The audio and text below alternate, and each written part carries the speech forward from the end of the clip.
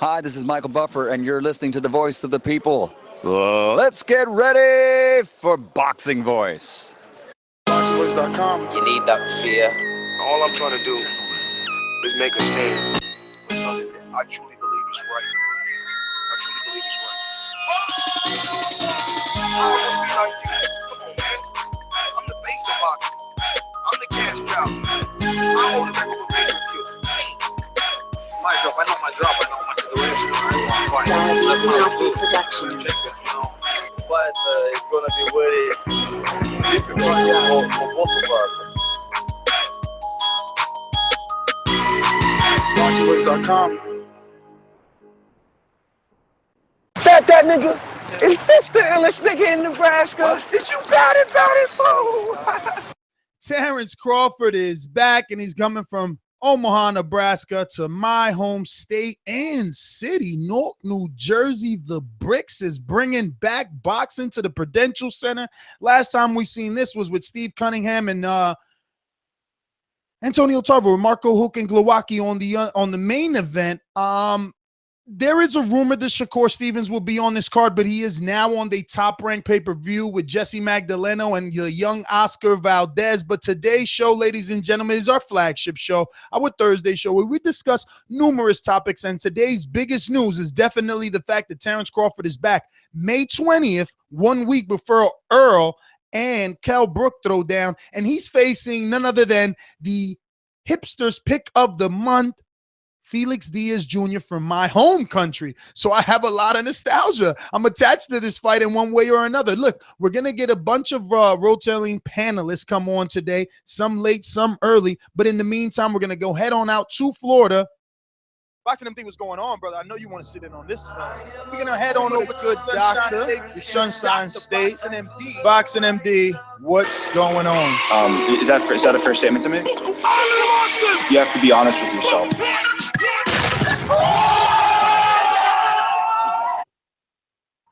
We were back for Thursday prediction. Hold on. While he connects his mic, I want to tell you the 5 topics at hand are obviously Terence Crawford, who is going to be all right. I'm back. 20th. Go ahead, MD. MD's back. Right. My bad about that. So we are back with Thursday's edition of Boxing Voice, and we get like a double header because we get our show and then Boxing Voice's only close friend, Jason Quigley, right? He gets to fight tonight on ESPN. So this is a great night of boxing. We get Barry Hunter, Lamont Peterson, and like you said, the hipster's favorite gets a shot again at a champion in Terence Crawford. So great. And not to mention, again, Jorge Linares gets to rematch against Anthony Crolla. I don't necessarily know why they're having a rematch. We'll get more into that, but I thought Linares won pretty clearly in the first fight, but it was a good fight. So let's get to these topics, Ness. Yes, the 5 topics are obviously Nebraska's own Terence Crawford, signed, sealed, and delivered, going to be taking on the young Felix Diaz. Last time out, hardcore fans had Felix Diaz Jr. beating Lamont Peterson. Lamont Peterson, who we will be having on the show today at 8 p.m. Eastern, and that should be 5 Pacific time. I'm not sure. I know the hour went back. Who knows? I guess. But anyway, like MD said, Corolla Linares. Why is it happening, MD? I think it's happening because of money, but we'll get more into the details, as well as Jason Quigley versus Glenn Tapia, who seems very short for the division, and poor guy just keeps getting fight after fight versus Big Puncher. Speaking of big punches, we got the young Jermell Charlo making it to our 4th topic of the day. Today, we had the opportunity to speak with Ronnie Shields. Head on over to our YouTube channel or our website, ThaBoxingVoice.com/videos, so that you can hear our latest interview with the trainer of Jermell Charlo and numerous others. World-renowned Ronnie Shields letting us know that the trajectory for Jermell Charlo is one that is targeted at Gennady Golovkin, and he's not asking for fights. He's trying to become his mandatory. We'll give you the details on that, as well as Wednesday's big announcement that's had the internet really going crazy. Kell Brook, the special one, taking on The Truth. Earl Spence Jr. will be getting your thoughts on that as well. Listen, let's jump right into it. You've seen Felix Diaz live. You were at that Lamont Peterson fight in Virginia. What do you think? What sort of chances do you really give this guy? I mean, I know we talked about this subject numerous times, but it was never official. It was just something that our resident hipster was campaigning at, hoping that the young Felix Diaz could get an opportunity. But what are really the tell of the tape? Because he always seems to be a short man for me. Do you think that Crawford ends up being the bigger man in this fight? Well, Crawford's definitely the biggest man because Felix Diaz, realistically, considering how much we see fighters cut nowadays, right? Felix Diaz should be fighting at 140.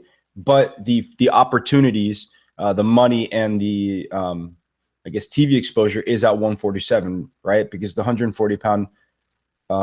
Actually, wait, is this fight at 140? It is at 140, and he's not as young as I thought. I mean, he's 33 years old. Okay, so that's a correct, because you're right. Against the Peterson fight, it was at 147, right? So this is back at 140. But Felix Diaz is only 5'5". He's going to be the thicker man, but Crawford is much bigger, and I think stylistically, Felix Diaz matches up very bad for Crawford. Bad for himself, in other words. Crawford's going to be able to use his quickness, angles, and speed to avoid the pressure that Felix Diaz brings. Felix Diaz fights very much like an Olympic-style boxer that throws a lot of close punches, flurry punches with not that much power to kind of score the scoring shots, especially how the old system works. So, I mean, Crawford, to me, is the real deal as far as talent goes. So I just see, as we always say, levels, right? So I think we'll see this in this fight. Crawford is 3 inches taller than him. A lot of times we see fights and we're like, oh, he's so much bigger than me, so much bigger, but still the more skilled man ends up winning. But in this particular situation, obviously our listeners, or the majority of them, will believe that Terence Crawford is the more skilled fighter. Now, as far as Felix Diaz, I know you said he has an Olympic style, but at times he drops his hands, almost like a la Sergio Martinez. Do you think that herky-jerky style can cause some sort of issues at all for Crawford? I mean, it definitely could cause Terence Crawford some issues.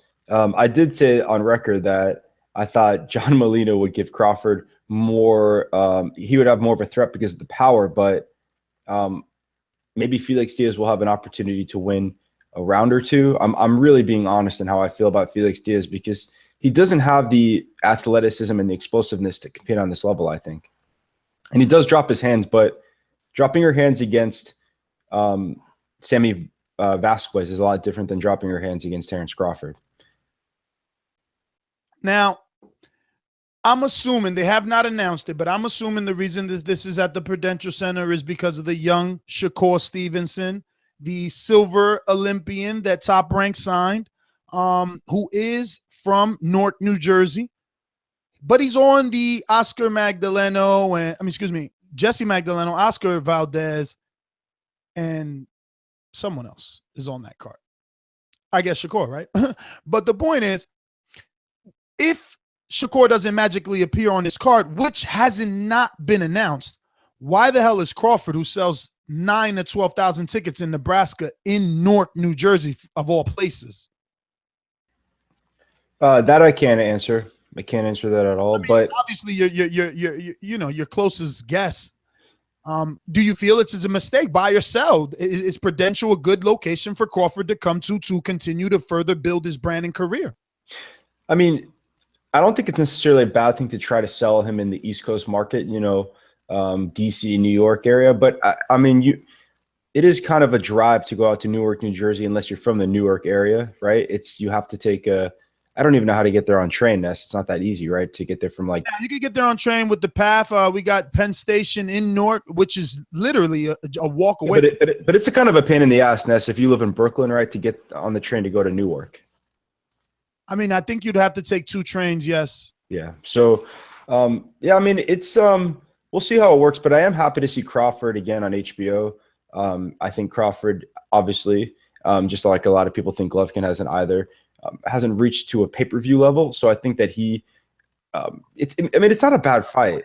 I just think that Crawford's levels above, and coming off a John Molina fight, I think a lot of people are going to be disappointed in Felix Diaz, and that division's not very good. Obviously, I would be happier him fighting, I guess, somebody better at 147, but I think the 140-pound division is really weak. So I would say that Felix Diaz is the best available opponent. Yeah, I mean, the hipster would agree with you. I would have liked a bigger fight, maybe not as competitive as this, but a bigger fight. Now, Crawford is getting more active with this particular fight. Remember, he was last out in December, and now this would only be, well, actually, this will happen in May. So damn, he's another 5 months, because last year that's what happened. Let me ask you a quick question. Was the incident with Crawford and the car, was that after the Molina fight or before the Molina fight?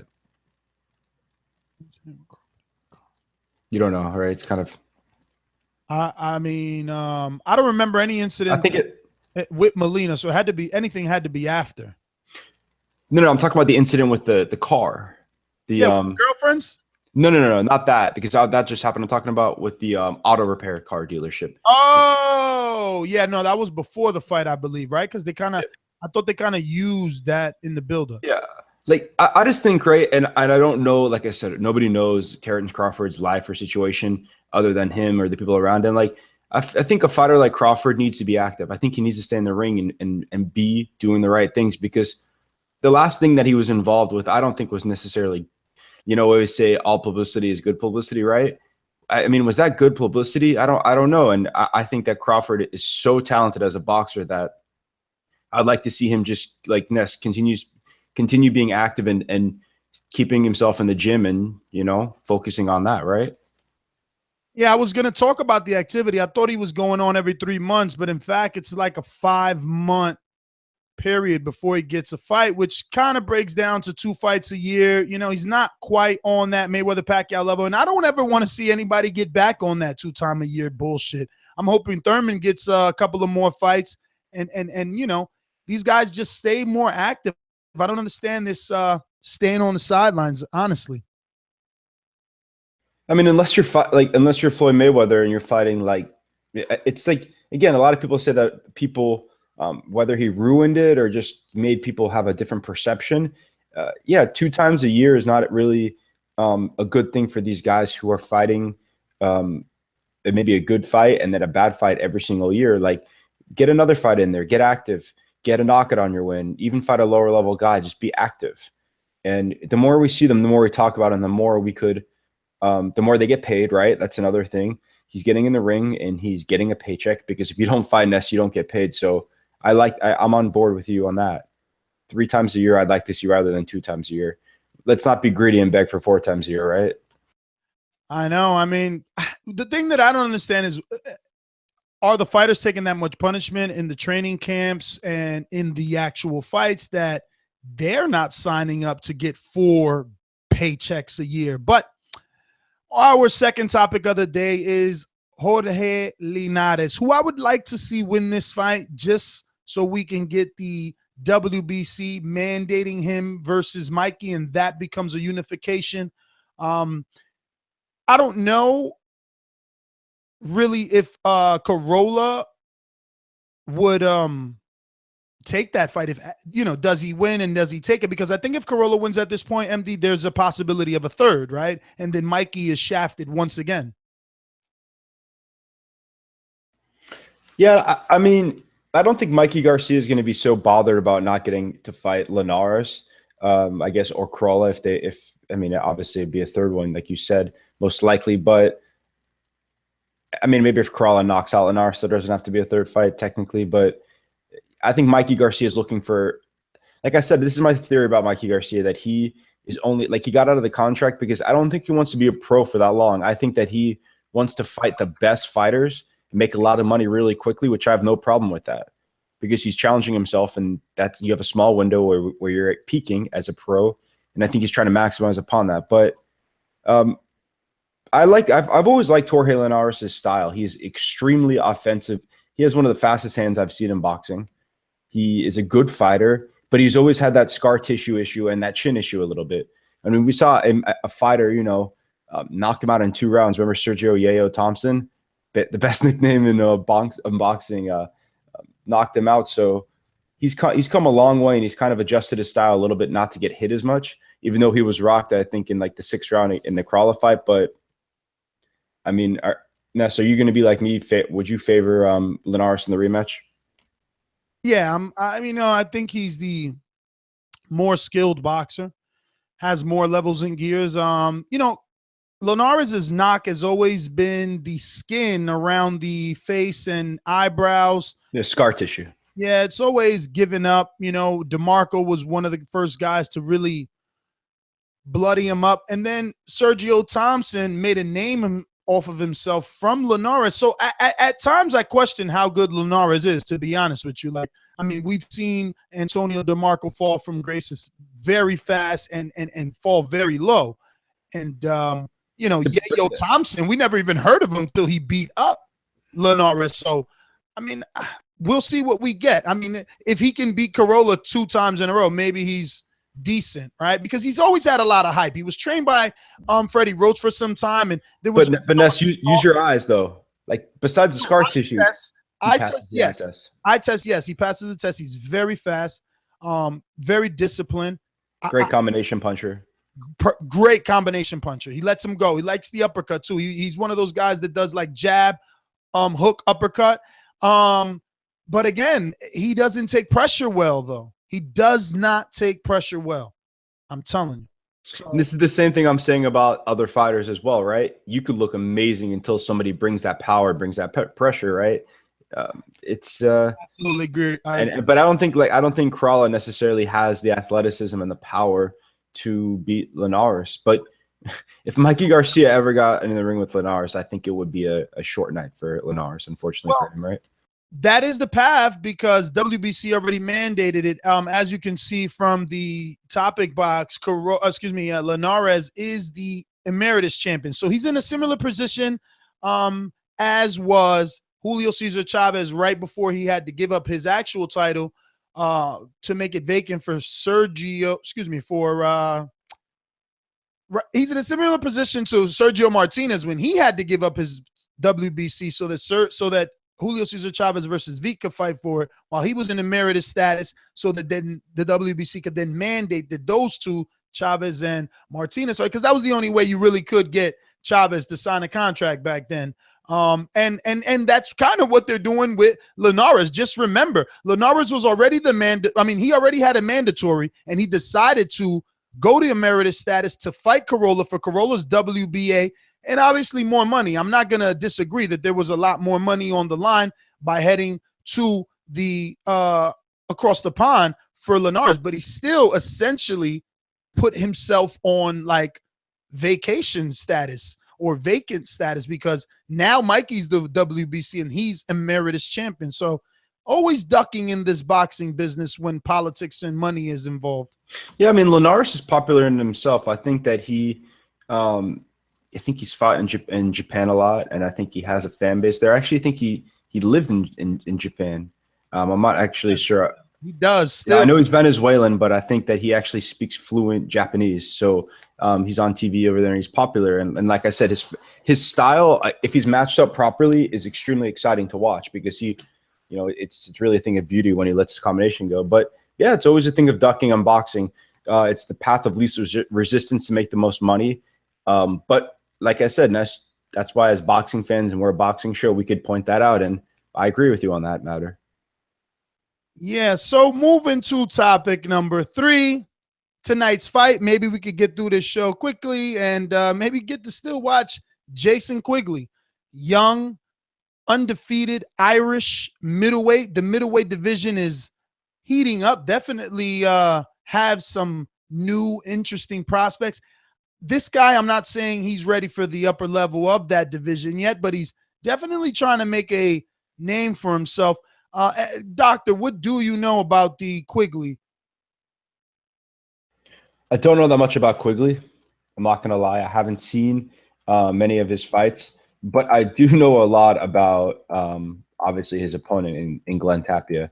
I think that the way Glenn Tapia's chin looks, and there's sometimes we we forget to, I guess, use emotion, or sometimes we overuse emotion. But like, I'm going to be 100% honest about this, that if Glenn Tapia gets knocked out again badly, because I'm pretty sure that he wasn't allowed to fight because of a I don't even know. Maybe it was a neurological CAT scan. It's like, I don't know exactly what the reason is, but I think this is.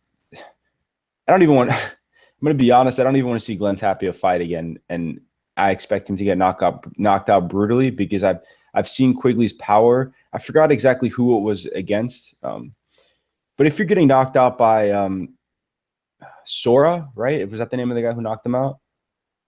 Yeah, but that was a tough fight, though, bro. I know, but who is Sora? A guy like anybody else trying to make a name for himself. Exactly. So watch the fight. So if Quigley is, I guess, as good as he thinks he is, and as good as a lot of people think he is, I think that who's the guy that we know that he fought Ness? Is it James De La Rosa? De La Rosa, yes. And he, how did he look in that fight? Because I'm not gonna lie, I didn't see that fight. No, he looked good to me. And De La Rosa is definitely not a he's not. So I mean, I expect the decision, right? I mean, I don't remember what did Alfredo Angulo do with De La Rosa. I think De La Rosa probably beat Angulo, or could have beat him and didn't get the decision. Maybe I think he beat him, but I don't know. Like, do you agree with me that Tapia's chin and the way that he looks sometimes when punches is like scary almost? Like his body language changes. Like there's something. It's like the gay reception in your brain. Like it gets affected when you get hit that many times. And like I don't know. Like if there's something about the way he looks when he gets hit, even though he does have athleticism, his head's right there, and he just is not able to take a punch at this point, right? Yeah, it sucks for Tapia, right? Because he just signed with Golden Boy, and his first fight back was Lemieux, and now this. I mean, I don't know, man. I mean, I know his family has to be upset. It's fucked up, honestly. I don't know. I mean, I don't know if this is the only fight he could get. Like, I mean, is this what they're saying? Because you could at least come back against a guy who doesn't hit as hard. Like, get out boxed, right? Because Quigley they're offering this guy. Like, I mean, the amount of the purse for these fighters has gone down so much that on ESPN, Quigley is what, 12-0. I mean, how much could they be paying Tapia? Like, how bad could he be? 30,000. All right, so is he doing that bad that he needs to get in there in another fight where he can lose by knockout instead of looking for a softer touch? And I'm rumoring 30,000 like this. I mean, does that make sense? Like, does that number make sense? I don't know, man. 30 sounds high. I'll be honest. I mean, I thought ESPN's budget was 25,000 per fighter. I mean, per card. I mean, I wish we had the producer. Did you hear that? I mean, I want to look that up, but if that's the case, I mean, they're only paying him $10,000, and I mean, it's difficult to make it as a fighter. I mean, because like you said, Ness, like everybody knows, when you're getting paid, like let's just say $30,000 for a fight, which to a lot of people is a decent amount of money if they make that a few times a year. These guys are not getting $1 until they actually fight, and they get the check. They have to train. They have to pay for nutrition. It's a tough life. So I feel you, Ness. I don't know, if this fight doesn't work out for him, maybe he has to find a different career. If this is the only fight he could get. I mean, I think it's over, bro. I mean, look, this guy's had Freddie Roach. He sparred with Cotto. He's been in there with Julio Cesar Chavez. He's been in there with Peter Quillen. He's seen the best of the best in terms of training. He's relocated. This guy is, from Paterson, New Jersey. So he's right here in my area, and he's tried all that he can try. He's just lacking that extra to get you past a certain letter grade, wherever you want. Do you think it's mental? Do you think it's mental strength? I mean, I would say that because let me go to his resume. There was a fight that I watched. I believe it was on HBO, maybe the Daniel Dawson. Where was that? Was that ESPN? China. And I didn't like the way he looked in Daniel Dawson's fight. Even though he got the TKO, he was getting hit, and it was just not right. And I remember Dawson didn't even give me the look in his face that he was on that level.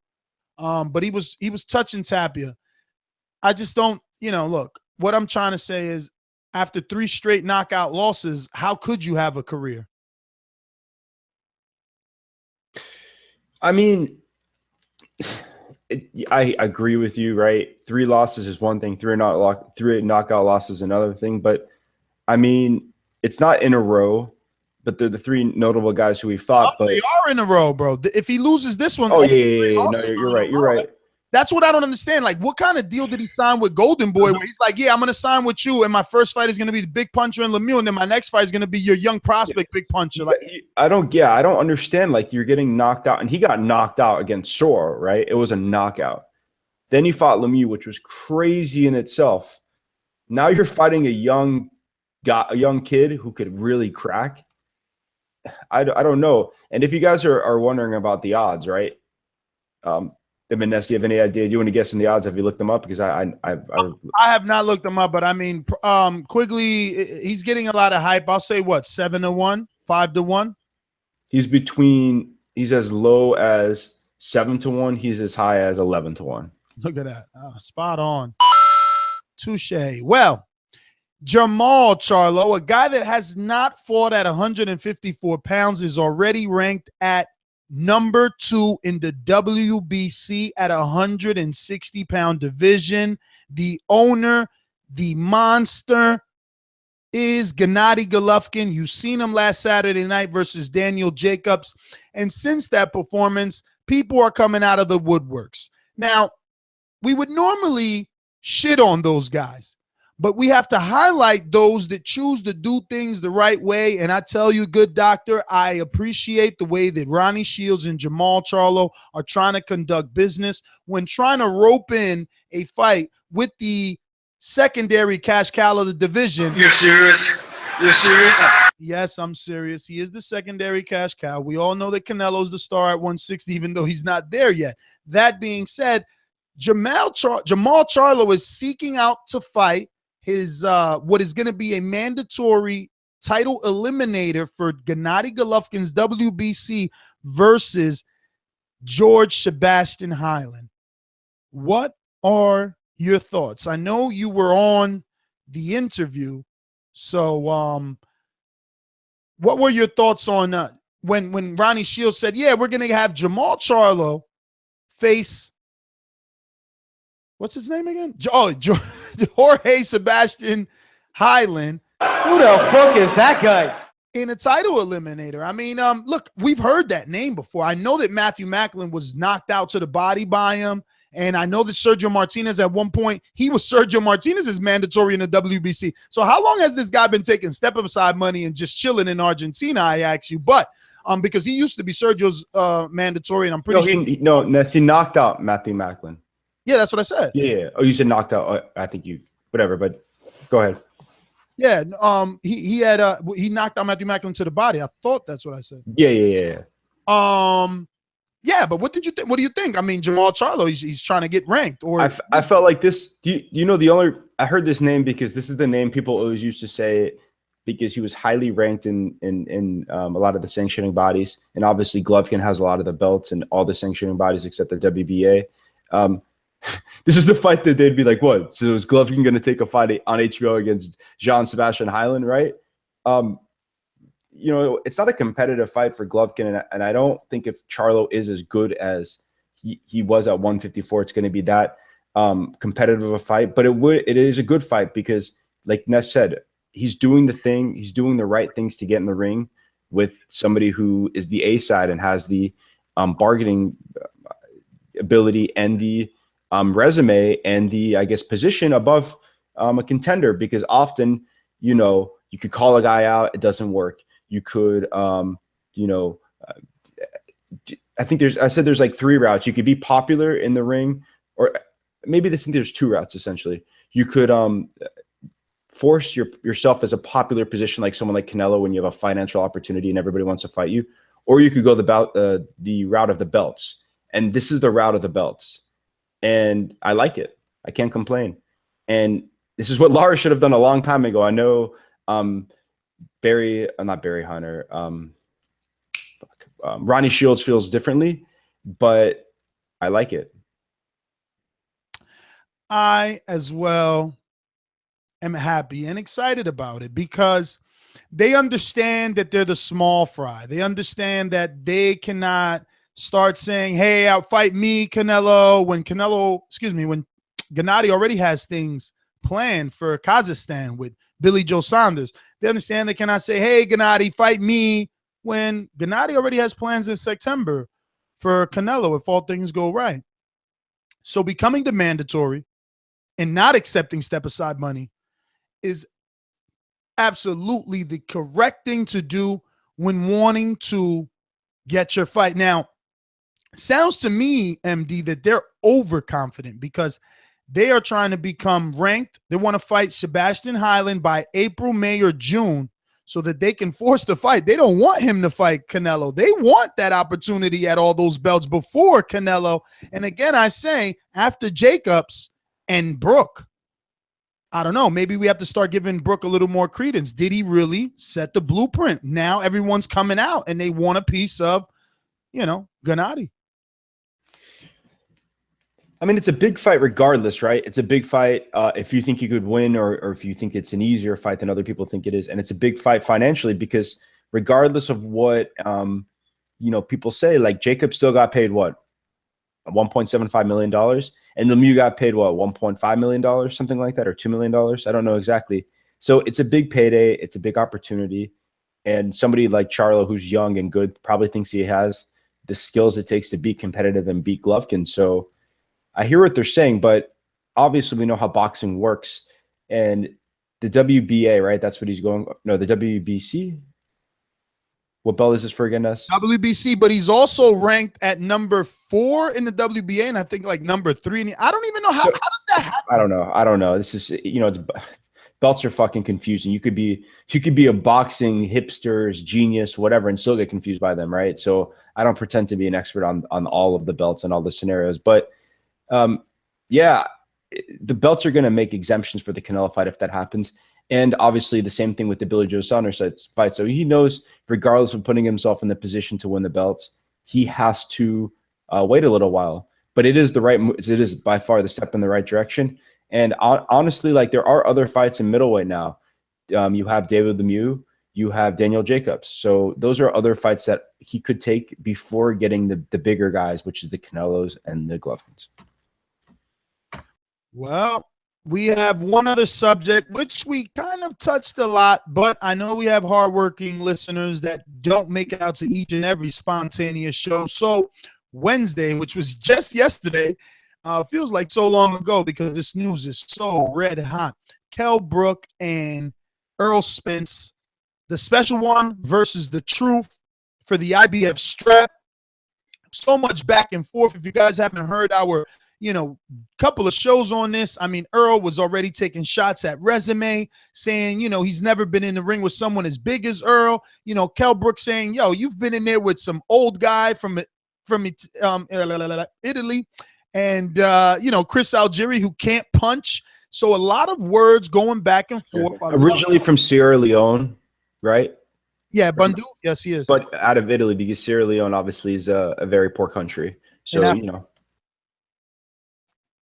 it's funny you say that because he's such a humble dude. He was married to a white woman, and when I met him, he just seemed old, man. Like the way his body kind of. What did him being married to a white woman have anything to do with anything you just said after? Nothing to do. I'm just letting you know he had 2 kids there with his wife. She was white. He's very fair, light skinned, but like I said, he has like this Ninja Turtle back where it's like C-like. It's like a C if you're looking at him from the side. So he's kind of hunched over. He's smaller than what the television allows you to think. And I be honest, I'm not even saying this to joke on him or anything, even though it's gonna sound like that. But like, what sticks out forever are those sneakers. You know what I'm saying? Like, it's time to change those sneakers. No, I understand. Like, listen, I'm one of the. I don't necessarily like when boxers, they represent themselves as only like ballers, financial gainers, not fighters. But minimally for a photo shoot, your promoter or somebody could get you a pair of sneakers because that was a really bad look. Even you could drop like $50 on a pair of sneakers, and you could drop $50 on a pair of sweatpants and a t-shirt. We're talking about like $100, $200. Like, somebody buy him an outfit for that. He had like the sweatpants. I even had an issue with the sweatpants because there was like 150% cotton cargo sweatpants at that. So you know that cargo pocket in the leg, just that shit just never bent because that cotton was so stiff. But whatever. Bundu did present a barometer, and we have it. But resumes, eye tests, none of that shit matters. May 27th, these two guys lock horns, and we will see what happens. Don't forget, 8 o'clock, we're going to be having Lamont Peterson, who is the WBA mandatory for Keith. One time, call him 2 times. Now he's WBC and WBA Super WBA champion. So we'll have him on the line as well as his trainer, who's coming on an hour after him at 9 p.m. Listen, I think unless you have any other topics that didn't make the top 5 you want to bring up. I know Mauricio Herrera's on the undercard of Jason Quigley, but I never heard of the guy. I don't think I heard of the guy. And what's the latest on Shannon Briggs, man? He's in training. He just sparred 14-0. Shout out to Mr. Boxing today. Sparred like I think a 14 or 11-0 heavyweight to get him ready for this Fresno Kendo fight. It's not going to happen in Jamaica, but I am still going to be there. Whatever. All right, so I'm trying to think of other random things to bring up. Is Tim Bradley ever fighting again? I think Tim Bradley is now purchased Rosetta Stone and permanently going to be doing commentary on Unimas for the rest of his life in top-ranked streams. I don't think he wants to fight. Listen, does he speak Spanish? No, but he's always on there. He's always doing their commentary regardless. Like he does the English version for them. Listen, let's just stop trying. We're trying harder than we should. Let's open up the phone lines. We'll let you guys talk. You already know. Are there any fights where we need to use a scoring app? I don't think so. But if so, remember to download the Throwdown app. Linares Crolla, man. Fight fans, don't leave the decision in the hands of the judges. Download the Throwdown scoring app and receive live scoring, CompuBox stats, boxing predictions from other users around the world. Head over to your iPhone App Store or your Google Play Store and download it absolutely free. You're right. We might need it for that one because I mean, Crolla's going to fight a little harder because I know. And what if Crolla fights a little closer and he has a controversial win? That app will be very valuable to use come Saturday, I think, afternoon, right? Yeah, but the good thing about it, and the reason I like to recommend is you get those live punch stats. Now, not everyone loves CompuBox. Not everyone believes in the numbers because it is a guy with a clicker, but it is what it is. We're definitely going to open up the phone lines this time. These calls are brought to you by El Camino Electrical Services, experts in electric vehicle charging stations. For consultations and turnkey installation, visit us at elcaminoelectricalservices.com. Blind Man Brad in Bakersfield, what's going on, brother? A lot of topics to discuss. How's it going, guys? How's it going, Brad? Hey, how's it going, guys? Pretty good. You? Not bad, not bad. Okay, well, I really like this Earl Spence, Kell Brook topic. So, like, what do you guys have to say about Earl Spence? Because I asked a question on the last spontaneous episode. Ness knows what I asked. I believe the 3 hardest matches. Between, like basically the 3 biggest draws that are coming out here as of late. What makes Earl Spence so much of a threat to Kell Brook? Because I mean I'm not real familiar with this guy. I just hear a lot about him from you guys, obviously. You want to take that one, Doctor? I'll take that one. What makes him a threat? What makes I'll take that one because Earl Spence is an extremely young, strong, athletic welterweight. He's really tall. He's what, Ness, 6 foot? Let me double check that. I don't think he's about 6 foot. I think it's 5'10". Okay, but for that division, he's really tall, right? So he is an extremely hard body puncher, and he also goes to the head. So he'll like throw like a he doesn't jab that often, but he will use the jab. So he'll throw like a jab to the head, and then he'll throw like a right hook or right straight, and then he'll throw like a 3 or 4 punch body combination with really quick, really hard power. So like we really don't see that much in boxing anymore, or at least in the welterweight division. And the way he does that, he destroys his competition so far, which is why he's so hyped. So he's seen as like almost like the destroyer, which is why a lot of people are comparing him to Golovkin early on. Sounds good to me. If you had to compare him to a boxer that a more hardcore fan of yesterday follows, who would you or you know, which few of them would you mention that he resembles? I don't know, Ness, you take that one. A more skilled, I mean, not yesterday, right? Because obviously I'm not a historian, but I would say a more skilled Margarito, because he is relentless with the body. He likes to attack the body. He likes to pin his man against the corner, but he's defensively sound. He parries. You know, I'm not going to say he gives angles. Some people even say he squares up, but he's all over you like white on rice. That is for sure. I'd say Nigel Benn. Let's see what the UK guys say about that, since he's going to be fighting, you know, a guy from across the pond. What do they say about an analogy that he's like Nigel Benn? That'll be or a comparison, whatever. Let's get to Amin. Talk to us. Yeah, it was good, fellas.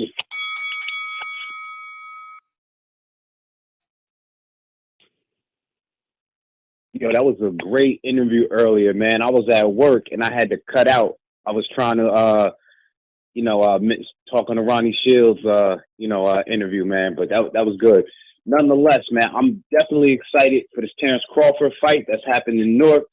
Nestor, you already know. I'm waiting for the tickets to go on sale, man, because I'm getting floor seats for that one. Even if Shakur Stevenson is not on the undercard, I can't imagine it's going to be too bad, because they've been doing a pretty good job, top rank.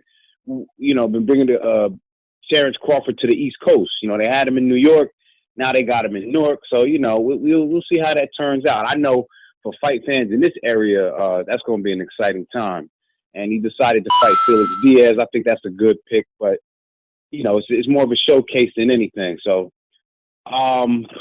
man, Charlo, man, so going back to the interview, I think that's the best way to move about. That's what Earl Spence essentially did. You know, he waited and waited patiently until it was his turn. And then, you put yourself in a position to get that spot, and then they can't duck you. And I think, like, I was thinking when you was talking, you know, we were saying, like, fighters, it's a whole lot of ducking going on.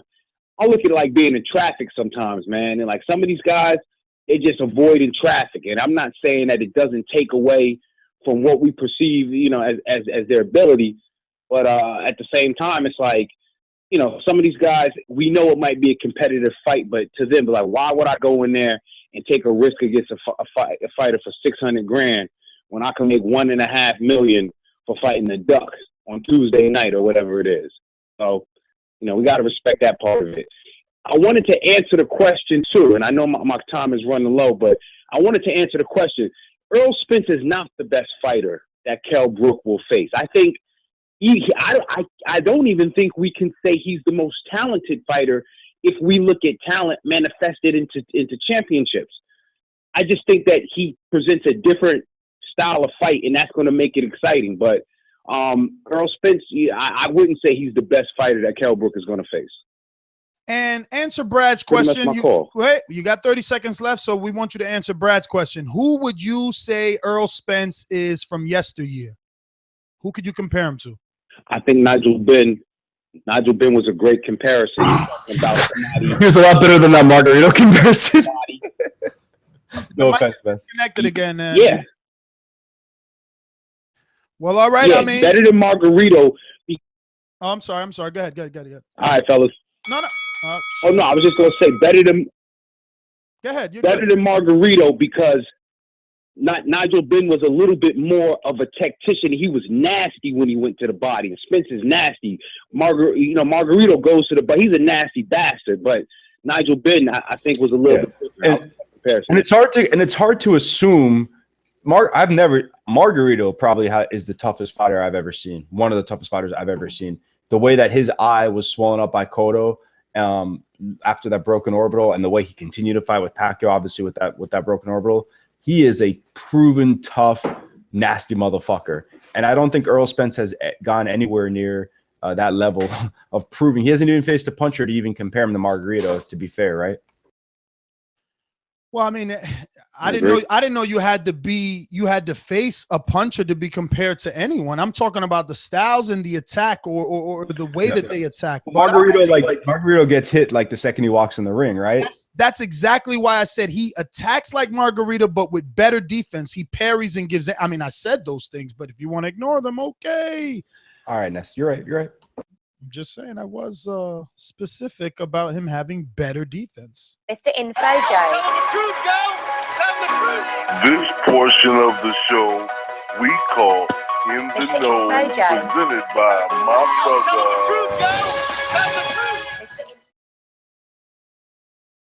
Yo, what's up, boxing family? Yo. Hey, man, I just wanted to say, man, I love this show, man, and one of the best things I love about it is that we all don't agree. If you really want to get a true pulse of what the boxing world is thinking, is here on TBV. That's why I say the Boxing Voice is pound for pound number one. You get the most diverse opinions from all around the world, different personalities and characters from all walks of life, different races and nationalities. It's like the fucking Boxing United Nations on this show. I love it. But the sport we all love has brought us together, the Boxing Voice family. We are a community, and I'm always entertained by the wealth of boxing knowledge coming from the hosts and the callers in the chat. Hey, man, I just want to say I'm a fan of you all. I just had to say that, put that out there. Yo, shout out to the boxing guys. I predict 2017 will be the best year in boxing, better than the last three. I love the Diaz-Crawford fight. I'm glad he chose Diaz over Imam and Granados. And I do believe Brooke and Spence is truly a 50-50 fight. And I will give my breakdown Sunday why. That's my call. Thanks, fam. Peace. All right, Joe. Well, thanks for calling in. We're going to go to Sam in Glasgow, the home of Ricky Burns. Oh, can you hear me? Loud and clear, Hello. Sam. What's going on? Yeah, not bad. Going to run down the topics here. Crawford versus Diaz. I think Crawford wins. I think Diaz will be a name in the future, but I think Crawford will be one of the names in the future. Quickly, I think we'll win by knockout against Tapia. He seems to be a big puncher, but Tapia has only ever lost by knockout. Jamal Charlo, I don't see the rush to put him in against GGG. Why not put him against just a name in the division so we know what he's about? I think Linares will knock out Crolla. I think Crolla's a very good fighter, but Linares is a world-class fighter. And I think he's already seen Crolla, seen what he's about, and he'll have him figured out this time and have him knocking him out. Lastly, I wanted to ask you a question about Quigley. A fight I quite fancy seeing is Quigley versus Alim, the one that knocked out Kaitrov. The question I wanted to ask was, at what point do you want to see two prospects fight each other?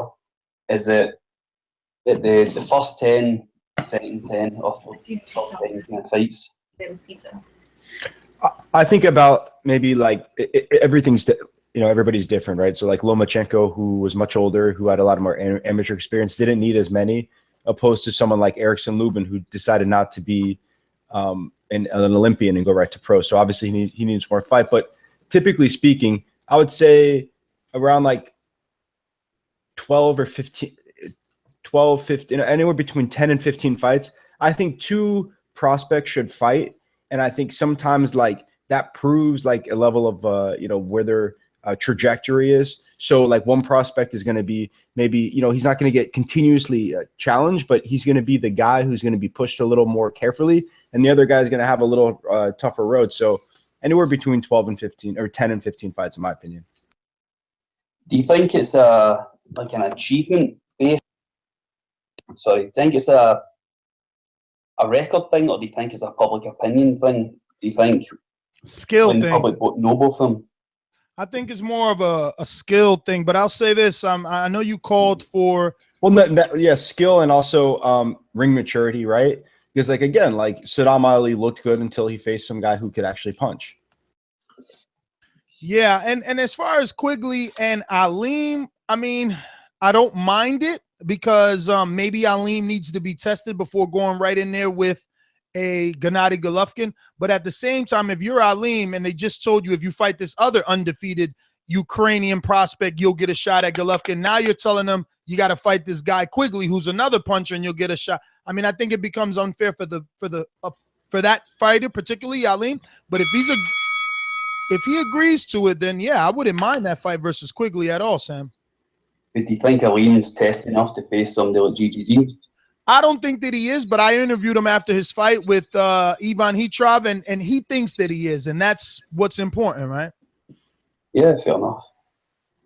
Listen, Sam, I want to thank you, obviously, for calling in. I think MD has something for you before we let you go. Well, no, it's not really about thanks for calling in all the way from Glasgow, but I think that Quigley has an awesome opportunity to fight a name opponent and to get a knockout on ESPN. So I think this isn't like, Ness, do you agree with me? This is like a great matchup in the favor of Quigley.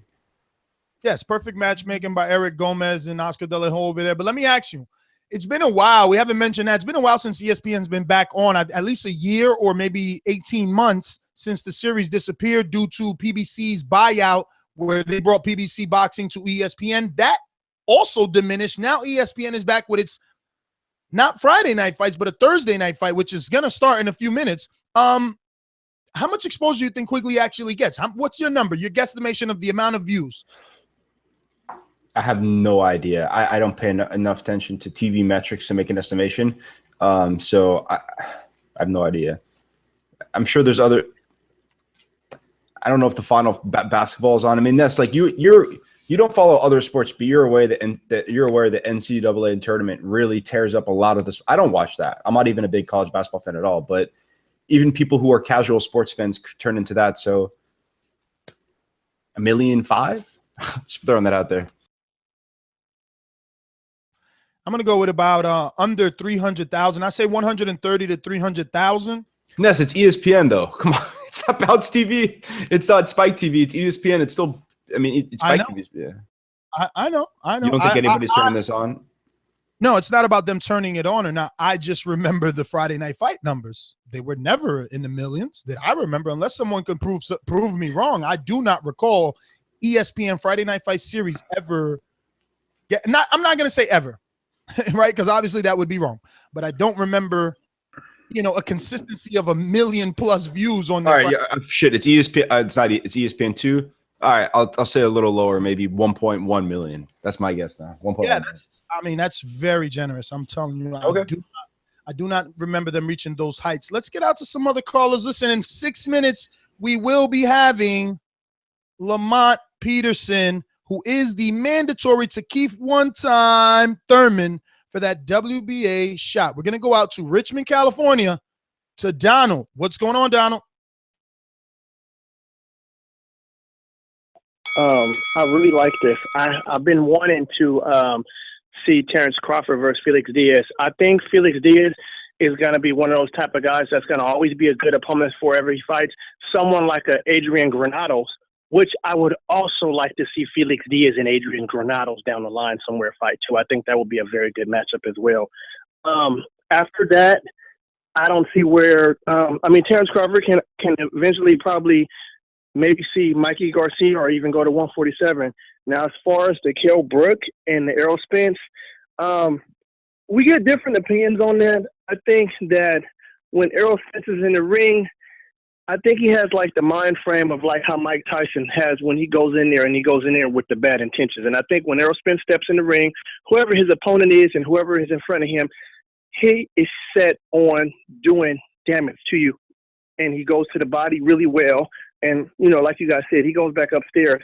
But I think that's a good matchup. And I think that if Errol Spence ends up beating Kell Brook, I think that Keith Thurman will fight him, because from what I've seen from Keith Thurman's interviews and stuff, Keith Thurman never said he wouldn't fight Errol Spence. He just said he would fight him when the time is right.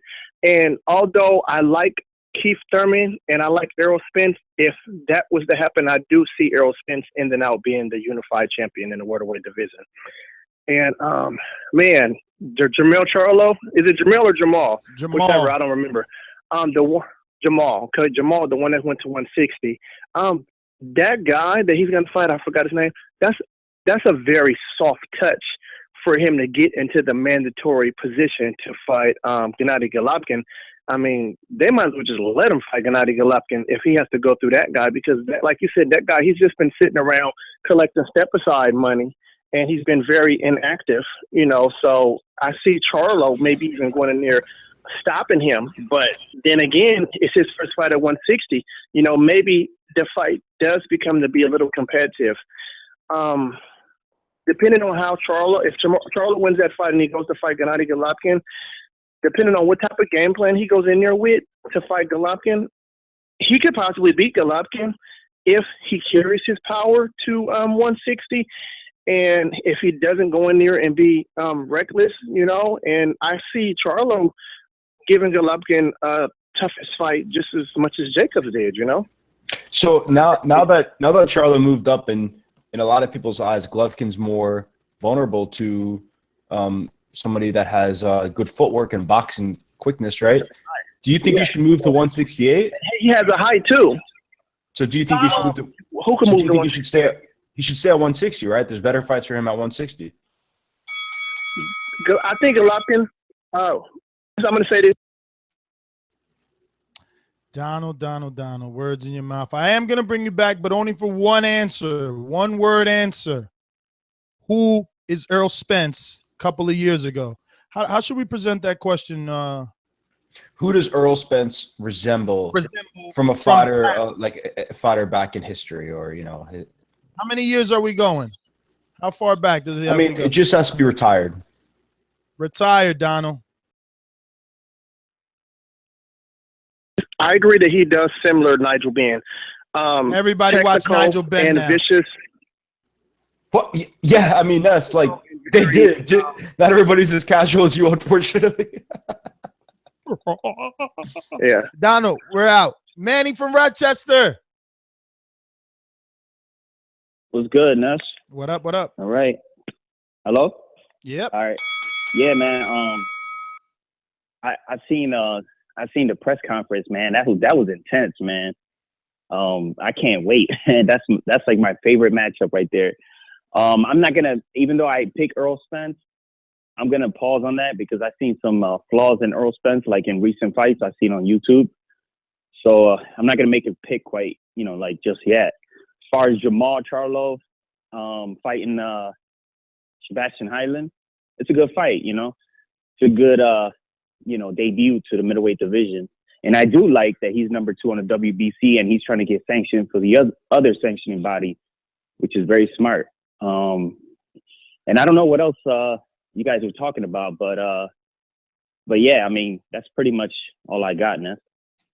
Well, all right. Who does Errol Spence resemble from, basically a fighter from the past?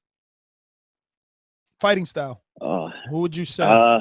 Yeah, fighting style. I don't know. He goes to the body very well. He's very technical. I like Nigel Benn too, but I don't know, man. It's tough. It's tough to say because it really has his own style. It's not really. I can't find anybody. Yo, it's the people versus Ness now, right? No, it's not. It's boxing, not. MD, boxing and deep. It's not the people versus Ness. You made a good comparison, and it's the one that is in everyone's mind. We need someone else to make another good comparison. Okay, all right. See, this is how generous I am, because if I see something good, I will give people credit for it. One more thing. TKP in the chat said Mike McCallum, and that's a really good reference comparison as well. Oh, man.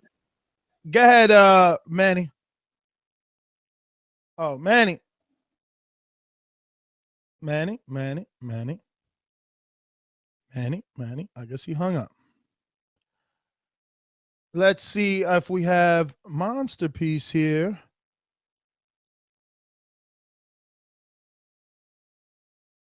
While we wait on her. Yeah, I mean, you made a good reference, right? But there has to be more. Ness. Yes. Manny, give me one moment, all right? Monster, are you there with our first guest? I'm still getting our guest, so you can the next call. All right. I'll let you guys know when I'm ready. All right. Sounds like a plan. Marcus in DC. Yo, Earl Spence is a cross between Marvin Johnson and Mike McCallum. I'm so sorry to interrupt. The best reference I've ever seen. You resembles Salka.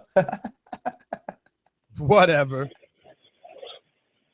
Can you start my time over? Oh man, now we gotta start it over. A mix between Marvin.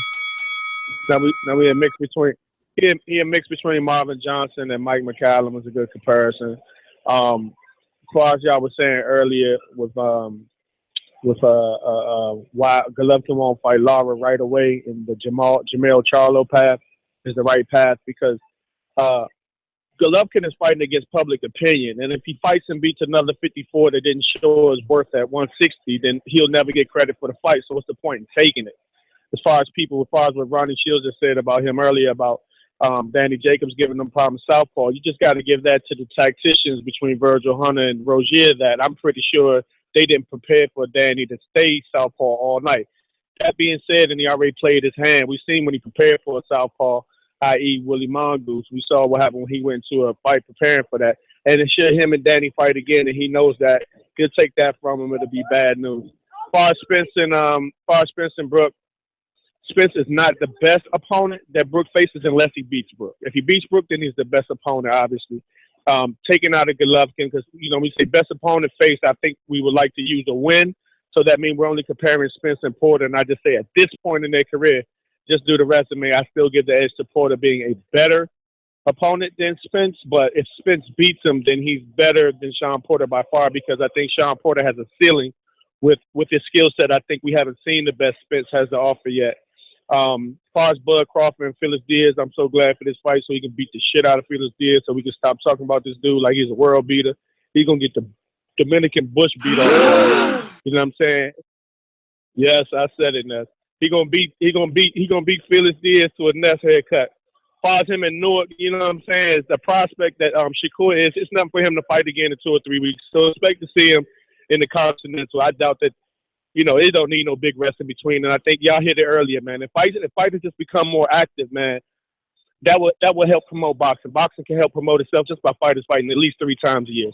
Every fight don't have to be a killer fight, but stop, holding us out once and twice every 6 months to fight an egg, man. As far as Highland and Jamel Charlo, man, if he beats him, it's a good deal. But, as far as I'm concerned, as far as Jamal Charlo, as far as he beats Highland, he got an ass whooping coming with Triple G because Danny Jacobs collapsed at the end of the 12th round from exhaustion. And I think we need to go to 15 rounds so we won't be talking about these Kovalev, Ward, Jacobs, Triple G, all these other fights that go on 12 rounds and everybody's walking away thinking they got one. Garcia Thurman. Let's go 15 rounds. It's never been about the health of the fighters why they stopped it. It was TV time. So, that's my call, y'all. Yeah, they used the death of I forgot the guy the name that got killed by Ray Mancini, but I kind of agree with you on that. That point's never been made on the show before about how it is TV time, right? It's not necessarily the health of the fighter. The health of the fighter for sure, same day weigh-ins, right? For sure. Because if the health of the fighter, right? If a fighter's getting beaten up so badly, like for the health of the fighter, you should stop the fight. The referee should stop the fight. The ringside doctor should stop the fight. But if 2 athletes are still able to go a few more rounds, right? Why not? That's right. Makes sense. Listen, if you're listening, press that thumbs up button. It helps with the visibility of the show. We're trying to get those thumbs up always every episode to 1,000. The call-in number is 1-425-569-5241. We're live every Thursday and Sunday, 7 p.m. Eastern time. We're taking calls. Press 1 if you want to speak. You want to voice your opinion on a Voice of the People hotline, then this is the place to be. Make sure that you subscribe because as you've been hearing these callers, we do a lot of spontaneous shows. Now, we will have Lamont Peterson and Barry Hunter on soon. The lovely Monster Piece is connecting them, and once she's ready, we will get them to you. We're going to go out to... I want to mention one more thing before we get to another caller, right? So you guys hear about this huge TBV triple header, maybe quadruple header, maybe even 5 fights. We don't know, right? This card's building at at the moment and continues to build. We will have all of the pre-fight hype, sparring footages, training footages from all of the fighters that are on the card, including the hipster Enrique, Mario, Steven, Alex, Doomsday, Fernando Pimentel, and of course myself. So Patreon it's like I said, $3 a month, and you get a lot of content there. We actually have some new graphics since you brought it up. I was going to bring it up at the right time, but it is very well done. So let me just present it to you guys. MD is a main eventer, so he's happy. I get it. This is the Border Wars being presented by TBV. June 9th through the 6th. We're going to be doing this in Erickson Lubin's gym. We got Canada versus America. The good doctor denouncing his Cuban side. So he's all American for this one, just like his intro. Going up against the Canadian Warriors. See those titles? Those are the titles that will be on the line, as well as MD's undefeated record, holding a win over Matthew, the hipster Hunter. The Surgeon went in there and did business in front of Keith One-Time Thurman and Dan Birmingham, the head trainer, as well as Eric, who is the strength and conditioning coach. I mean, Kendall Holt was there. It was litty without a doubt. But we're going to go over. That was one fight. This is going to be more than that. We have Puerto Rico, as you can see, the casual fan himself versus Mario Munguia. And then on the undercard, Matt, the hipster, is coming back. Actually, we'll have to come back because we have our guests, is what I'm being told, Doctor. So we'll get to them in just a second. For all those listening in, we will be live in a matter of moments with Lamont Peterson and, of course, our co-producer, Anna. Monster, what's going on? How you doing, guys? Tonight I'm doing very well. I have Lamont Peterson here on the line. Lamont, how are you doing? Thank you for taking out the time to give us this opportunity to interview you. I know you're a busy man, WBA champion. I just want to congratulate you on your last win, obviously, with David Avanesian and getting this WBA title. Thank you. Appreciate it. Well, obviously, we know with winning that title, you've become the mandatory to Keith Thurman, and I'm sure you watched the fight between Danny and Thurman. Before we ask you what it is that you want to do, how did you see that fight, and what exactly did you see in both men that obviously, I mean, you shared the ring with Danny, but what did you see that Lamont can capitalize on? I thought Thurman won the fight. I thought the right man won that fight that night. It was just a matter of Dan cutting the ring off a little better, honestly making a few adjustments, and I believe he could have came out the winner that night. Like you said, I'm the mandatory to Keith Thurman's belt, WBA belt. I hope that fight is a fight this next week. I don't see really any openings or any other fighters that's out right now. Everybody's pretty much matched up, and they're calling this like a mini tournament type of thing. And if you're gonna make it a tournament, there's no need to make it a long one. We have 2 fighters that's free. I think you should just match them up, and I think that's what with me and Keith. To keep the thing going on, try to figure out who's the best man at the weight class. I think we should fight next. Hey, Lamont, this is Boxing MD, one of the co-hosts. I was at your Felix Diaz fight, and I heard before that fight that you did a lot of sparring, a lot of hard sparring before that fight. Do you typically, is that something that you're consistent before every single fight, that you want to get a bunch of rounds in and go hard to prepare yourself, or do you kind of change that up? Because a lot of people thought that was one of your tougher fights, and maybe you didn't necessarily look as good as you looked in some of your other fights. Sparring is a big part of my training. I've been times where I've done I think max 27 rounds straight. I go into the 20s throughout the day, consistently throughout training camp. And a lot of people said I was playing when I said it. I did over 500 rounds that particular training camp. So that's a lot. Lamont, do you do 27 rounds with different sparring partners? Like you keep rotating guys in and in and in? Is that kind of what you do?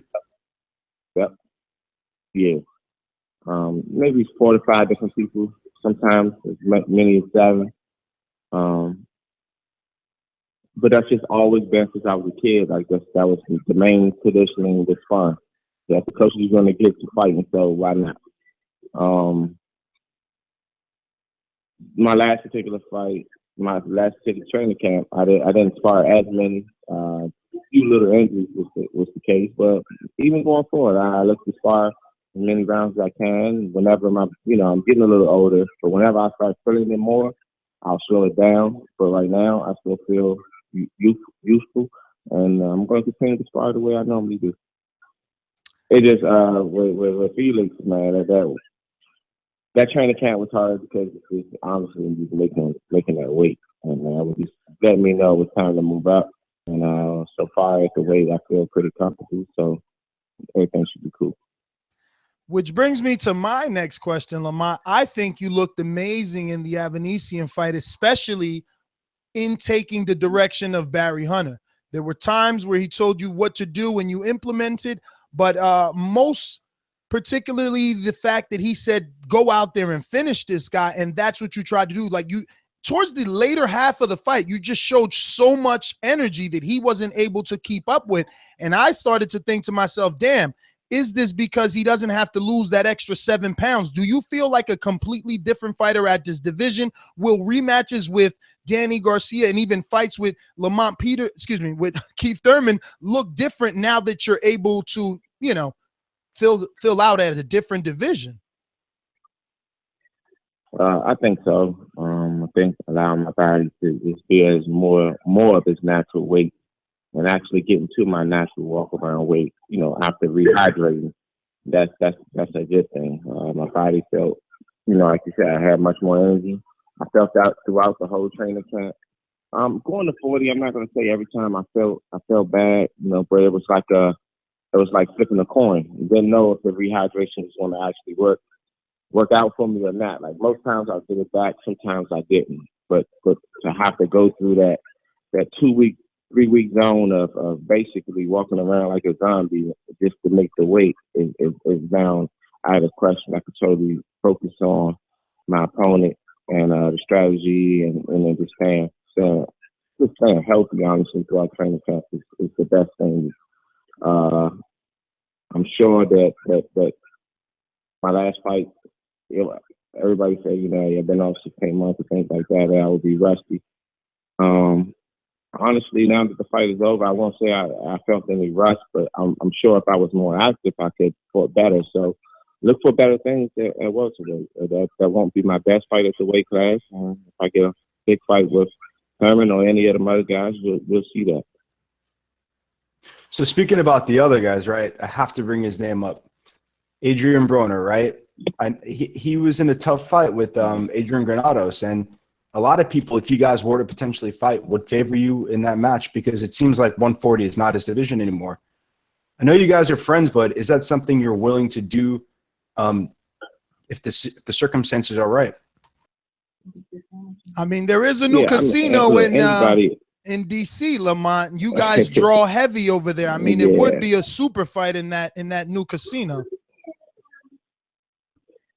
Anybody other than Anthony Peterson, I'll be willing to fight. I just know that this is a business, and there'll be so much to actually for that fight to actually happen.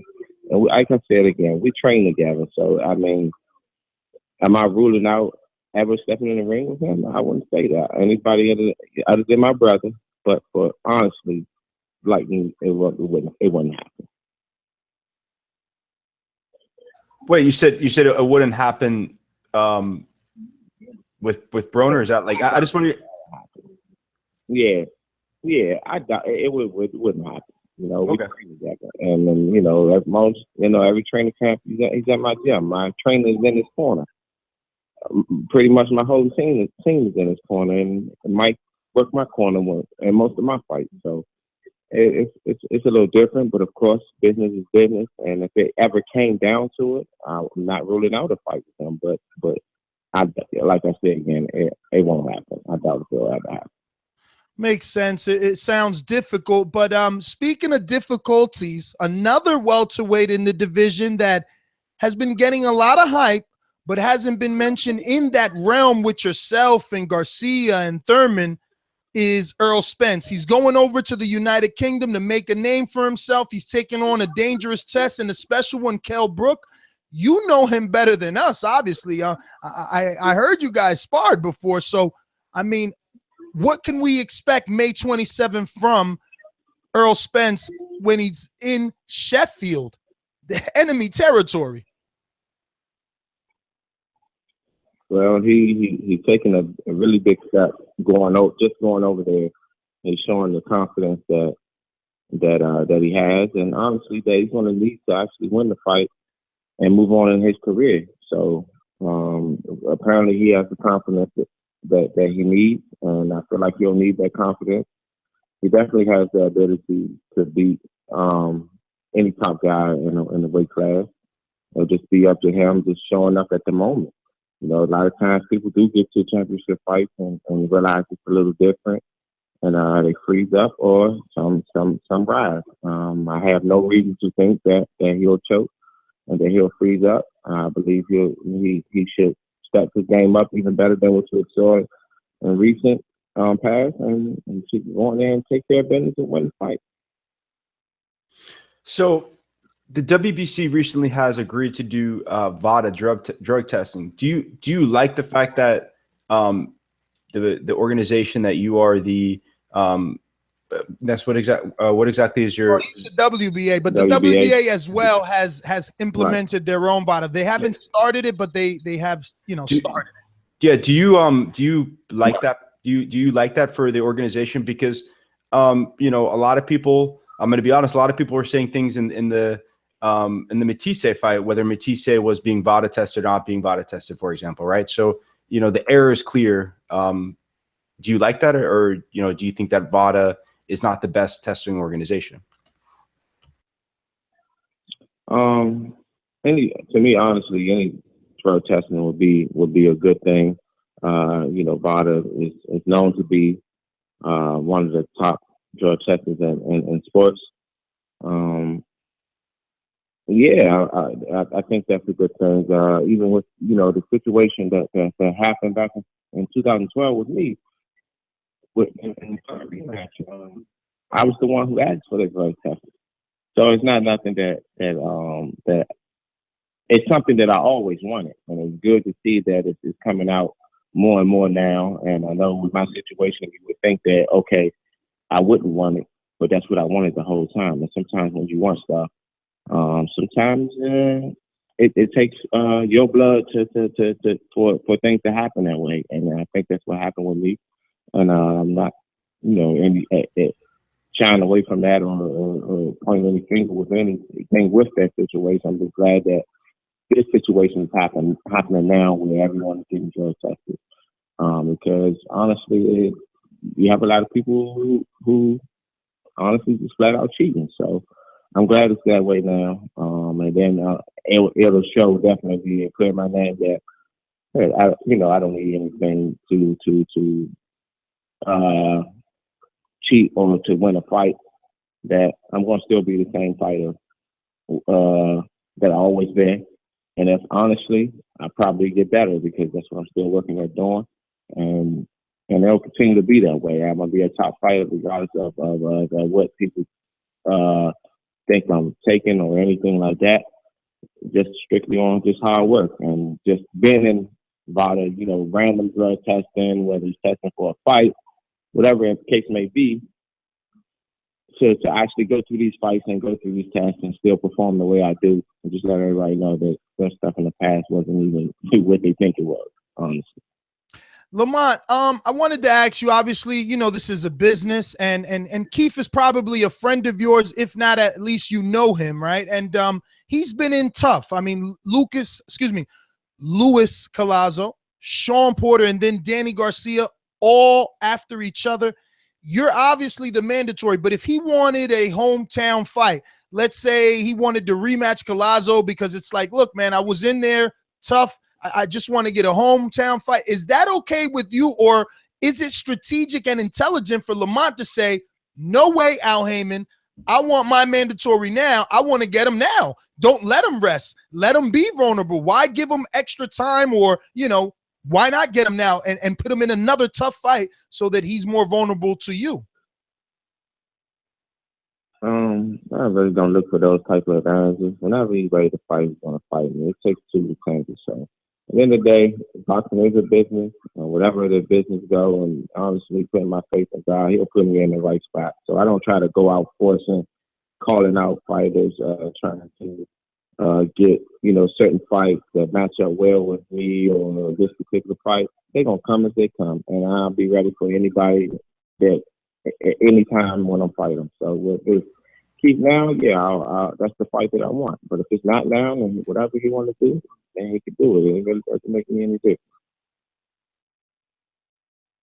Hey, Lamont, obviously, I guess the last mega fight you were in was the Danny Garcia fight, and a lot of people thought that you possibly won in that fight or it was a draw. Do you think that your strategy in that fight about kind of letting yourself ease into the pace and kind of time yourself and maybe give away a few of the early rounds is something that you won't do in your next big shot, which could potentially be Keith Thurman? So in other words, are you looking in the earlier rounds to bank some more rounds so you don't get behind on the scorecards? I'll stick with whatever strategy that we come up with. A lot of people will look at it and try to I guess it's just the way they're looking at it, or maybe the way it went, who knows? But that, like, I gave rounds away early. No, that was a strategy to win rounds, but just win it differently the way I wanted to win the later rounds. I wanted to win rounds boxing, and I thought that, in my opinion, that I won, a few, at least a few rounds in the beginning, and honestly, at the end, I thought I pretty much won majority of the rounds. So, I mean, it was a close fight. I could sit here and say, yeah, I won all day, but hey, look, that's in the record books as a loss. I'm going to accept my loss because it was a loss. Those judges were there. They called the fight the way they want, the way they called it, the way they saw it. And I'm sure it was a fair decision to them. So I just have to accept that. And whenever, a fight is close, and I'm the fighter who actually took a close loss, but it's like, I could cry all day about it, but I'm not going to do that. I'm just going to accept the loss because anytime you're in a close fight, it can go either way. You call it the way you call it, and you just have to live with it. Lamont, last question. I know you're a busy man. This is the absolute last question, no matter what, but it is a fastball. There was, how Instagram and social media is, things go viral. Right after that fight with Danny Garcia and yourself, all the fans believe Danny embraced you and whispered words into your ear that people on the internet recorded their screens, tried to enhance the audio. And what is being said on the internet is that Danny embraced you and said you won that fight. What did Danny whisper to you? Inquiring minds want to know, Lamont. What was said after that bell rung and you guys hugged after that 12th round? I really don't know. I really don't remember. I don't even recall that situation happening. Once stuff like that happens, it's 1,000 things going through your head. Of course, them saying that I lost, I'm thinking like, damn, what's next? So whatever he said, I probably wasn't listening to him, so I can't really tell you what honestly what he said. All right, fair enough, Lamont, man. If you have any social media, which you know you do, can you give it out at this time so anybody silly enough not to be following you can do so? And we want to obviously reiterate that we're thanking you for your time. It was a pleasure to have a world champion on our show. We're deeply humbled. Thank you. All right, thank you, man. I appreciate it.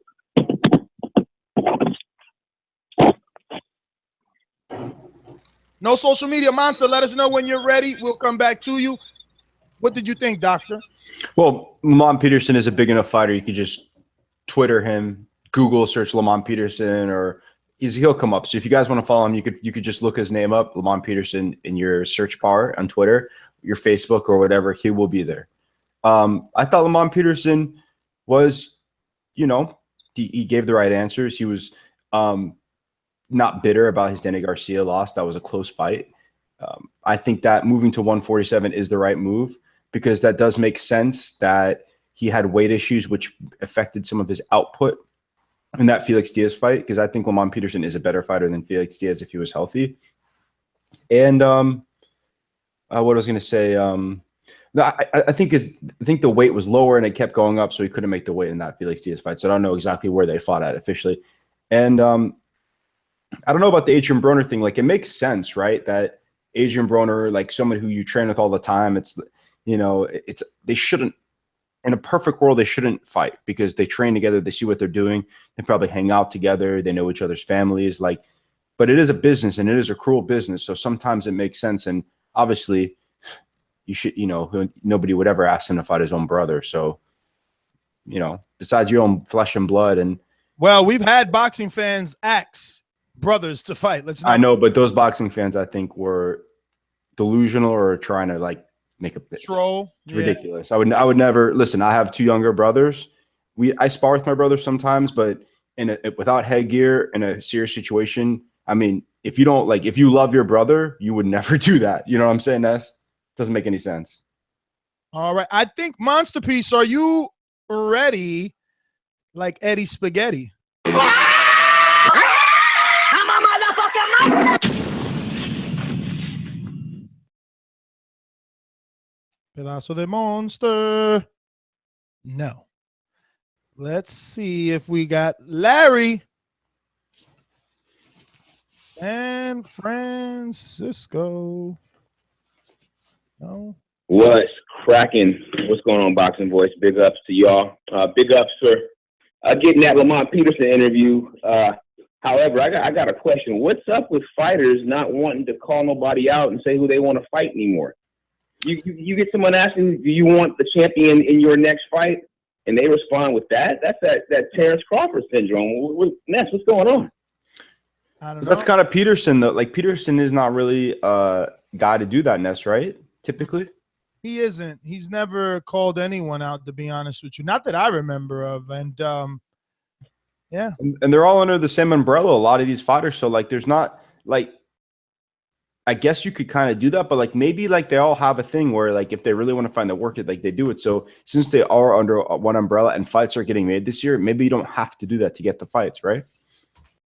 That's what it's looking like. Definitely. These fights are working out, right? Everyone's fighting someone. I mean, Berto Porter, Danny Thurman, Brooke Earl, Larry, you're up. Larry, are you still there? Yeah, I hear Laura Yuri Foreman. I hear all that. Larry Yuri Foreman. Yeah. Yo, he's always slipping that one in. No, but that I hear what you're saying on the stablemates and all of that, but it takes the steam out of promotions. I don't want to hear Terence Crawford say it's whatever. And Peterson didn't even have to call anybody out. Y'all set him up with who the fighter was, and that you're the Mando, and do you want him to fight next? And he still was ducking it. And amen. That's their prerogative to do so, but it takes the steam out of setting the fight up. But oh well, that's him, and he can do that. Hey, big ups to Donald from Richmond also for calling that Jamal Charlo Mando what it is. That's definitely a soft touch. How you come up from 154 and immediately get thrown into that against Highland, who's been the Mando, the last 24 years? That's easy work for Charlo, and he's gonna get a title shot for that. So more power to him. But that is quite the WBC gift, in my humble opinion. Wait a minute. Explain that. How is it a WBC gift if the guy's been the mandatory? He's the mandatory. He's the guy. It's not like someone else is the mandatory. He's the guy. No, you could say that, Ness, if Highland was getting the Triple G shot. We're talking about Charlo getting the shot against Highland. How did that happen? Because Highland is the one that's in line, but he just keeps taking step aside. The dude doesn't want it. He's been mandatory since fucking Sergio Martinez had the title, remember? I'm saying the same thing you are, Ness, but you're ducking the Feliz Navidad to Jamal Charlo. That's a gift that he gets to get in there with Highland to get that shot. If Highland was getting Triple G next, I hear what you're saying, but Charlo's going to be the one getting it because you know he's going to whoop Highland. I don't see a gift fight to fight Triple G as a gift. Like anything that leads to Triple G isn't easy. Triple G isn't easy. You know what I mean? So and I tell you what, Larry, I'd rather him fight someone like Highland so we could get it one and done. Because he should be fighting Triple G based on what's out there. We're talking about Highland, for God's sakes, which is supposed to be like the gate between he and Triple G. So why not just let him fight him? I mean, based on eye test, we always talk about not me. I like to see guys fight. You guys, you guys love eye test. So there you go. Based on eye test, let him go right at Triple G. Or his stablemate, Daniel Jacobs. But again, we know how that goes. You don't know who you want to fight next. Anyway, love you. I'm out. Daniel Jacobs, I just don't know. I mean, coming off of that Triple G fight, 1.75. MD, I know you're not the biggest Jacobs fan, but why would Jacobs fight Jamal Charlo coming off of? Whether I'm a Jacobs fan or not, like I am aware that Jacobs showed that he has boxing skills and ability. And the ability to it went over your head. What I'm saying is, coming off of a pay-per-view where you almost make $2 million, why would you think about fighting Jamal Charlo, is not even ranked at? You know what I mean? Like he's looking at Charlo like, what? And I just did a pay-per-view, regardless if I lost. He's no different than Robert Guerrero when Robert Guerrero was in the pay-per-view with Mayweather coming off. I think the Lemieux fight makes more sense for Jacobs. Exactly. You got to get a bigger name. You can't get in there with Charlo. I mean, look, Charlo is all fine and dandy, but Charlo knows why he's going the Sebastian route, because he has to build a resume in that division. Let's get to boom, boom, boom, boom, boom. We went to, all right. Monster Piece, are you there or what? Hello? Monster Piece? Monster Piece. Moving on.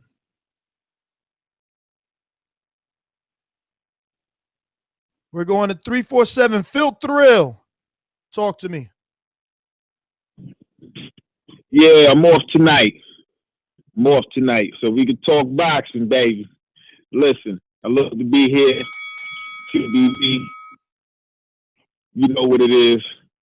I think Jamal Charlo, he's a lot involved, and he's up for the challenge. If he goes straight to a Triple G, of course, that's a travesty to the guy that had to wait for 3-4 years. So at the end of the day, I like this Terence Crawford Felix Diaz fight. It's going to be a fight. I expect action pack. I think the switch hitter going to pull it out again. You know what I'm saying? I'm saying that confidently now. If Felix Diaz took the world and beat a pound for pound fighter, then shit, he's a great fighter. Excuse my language. But at the end of the day, that's my pick. Everybody, Lamont Peterson, much respect to you. I like what you're doing out there. Just try to stay aggressive, and God bless everybody. TBC, and I'm out. Phil Thrill, man, thanks for calling in on the check-in. Appreciate that. Let's get to Monster. You there now?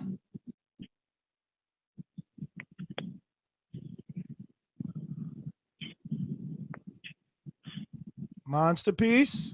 Nope, she's gone. All right, let's go to Jay in Orlando. Talk to me.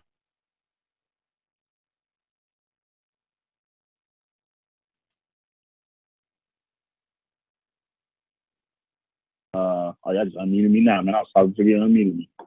But first things first, Ness, you're supposed to be like Box Rec King. You need to check out the Terence Crawford Box Rec event. Because Shakur Stevenson is fighting on that, and Bob Arum did an interview with Dan Raphael a couple weeks ago where he said that he's going to put Shakur Stevenson back on that card. So Shakur Stevenson basically has his month pro debut, and then a month later he is fighting on that Newark card for Terence Crawford. That's why Terence Crawford is fighting in Newark. Andy, when you were talking about the numbers with ESPN and tonight ain't going over 1 million, that's definitely not going to happen.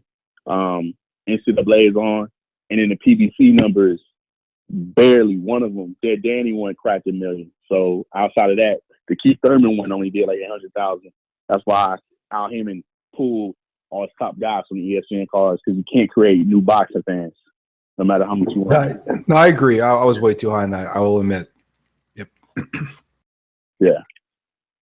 And then the Terence Crawford thing. People have a short-term memory, and this is what I hate about boxing fans. We, gave him crap when he fought John Molina. It was like, oh, he should fight Felix Diaz. And then now he's fighting Felix Diaz, and it's like, oh, no, he should be fighting someone different. He should be moving up in the weight class. He just moved up to his weight class a couple fights ago. So he said he wants to collect all the belts, and then he'll move up. He is not that big. He is not a big 140. It's not like he's training and sucking down. He walks around pretty much at that weight all the time. So I don't see what guys are talking about, like, this is not a good fight. Earl Spence, I can't really think of nobody in the past that I would necessarily compare him to. Definitely got his own style. I would say he is definitely more defensive than Margarito, but we haven't seen him in that big fight yet, so we got to see him in that big fight. That's pretty much all I got, guys. Appreciate y'all. Jay, thanks for calling in, brother. Well, yeah, I mean, that's the thing. Like things like ESPN and a lot of cable, and this is a thing Matt does bring up all the time, and I agree with him 100%. Like people are cord cutting, so things on the internet and channels like ESPN2, like especially that the NCAA tournament's going on. Like I'm not into college basketball, but all the casual sports fans are turning into that, not to a Quigley fight, unfortunately, but it's good exposure for someone who's never fought on American TV, at least as the main event, right? It's better exposure than what he was getting in terms of being brought up with Golden Boy, because he was like, most of his fights are on ringtv.com, and I swear to you, I watch it. So it's like, 350 people watching, sometimes 500, but I've never seen more than that. I don't know, maybe someone else can tell me, because I've never but not. I'm sorry to cut you up, but speaking about people watching, right? There's way more people watching than thumbs up on the YouTube channel. So if you guys are watching on YouTube, please hit thumbs up. It's right on the lower left-hand side of your screen or wherever it is. And it just, I know it's annoying to remind you guys, but that little thing means a lot to our show and the exposure of our show, and for us to continue to get great guests like Lamont Peterson. So who is a world champion. Just, respect that Monster Piece is working crazy hard. We're here doing a million shows. Hit that thumbs up, man. Let's get this out in the eyes of many boxing fans. 646 Chris, you live with us or what? Yo, what's going on, Ness? What up, Boxing MD? First off, let me get that crow for Chocolatito.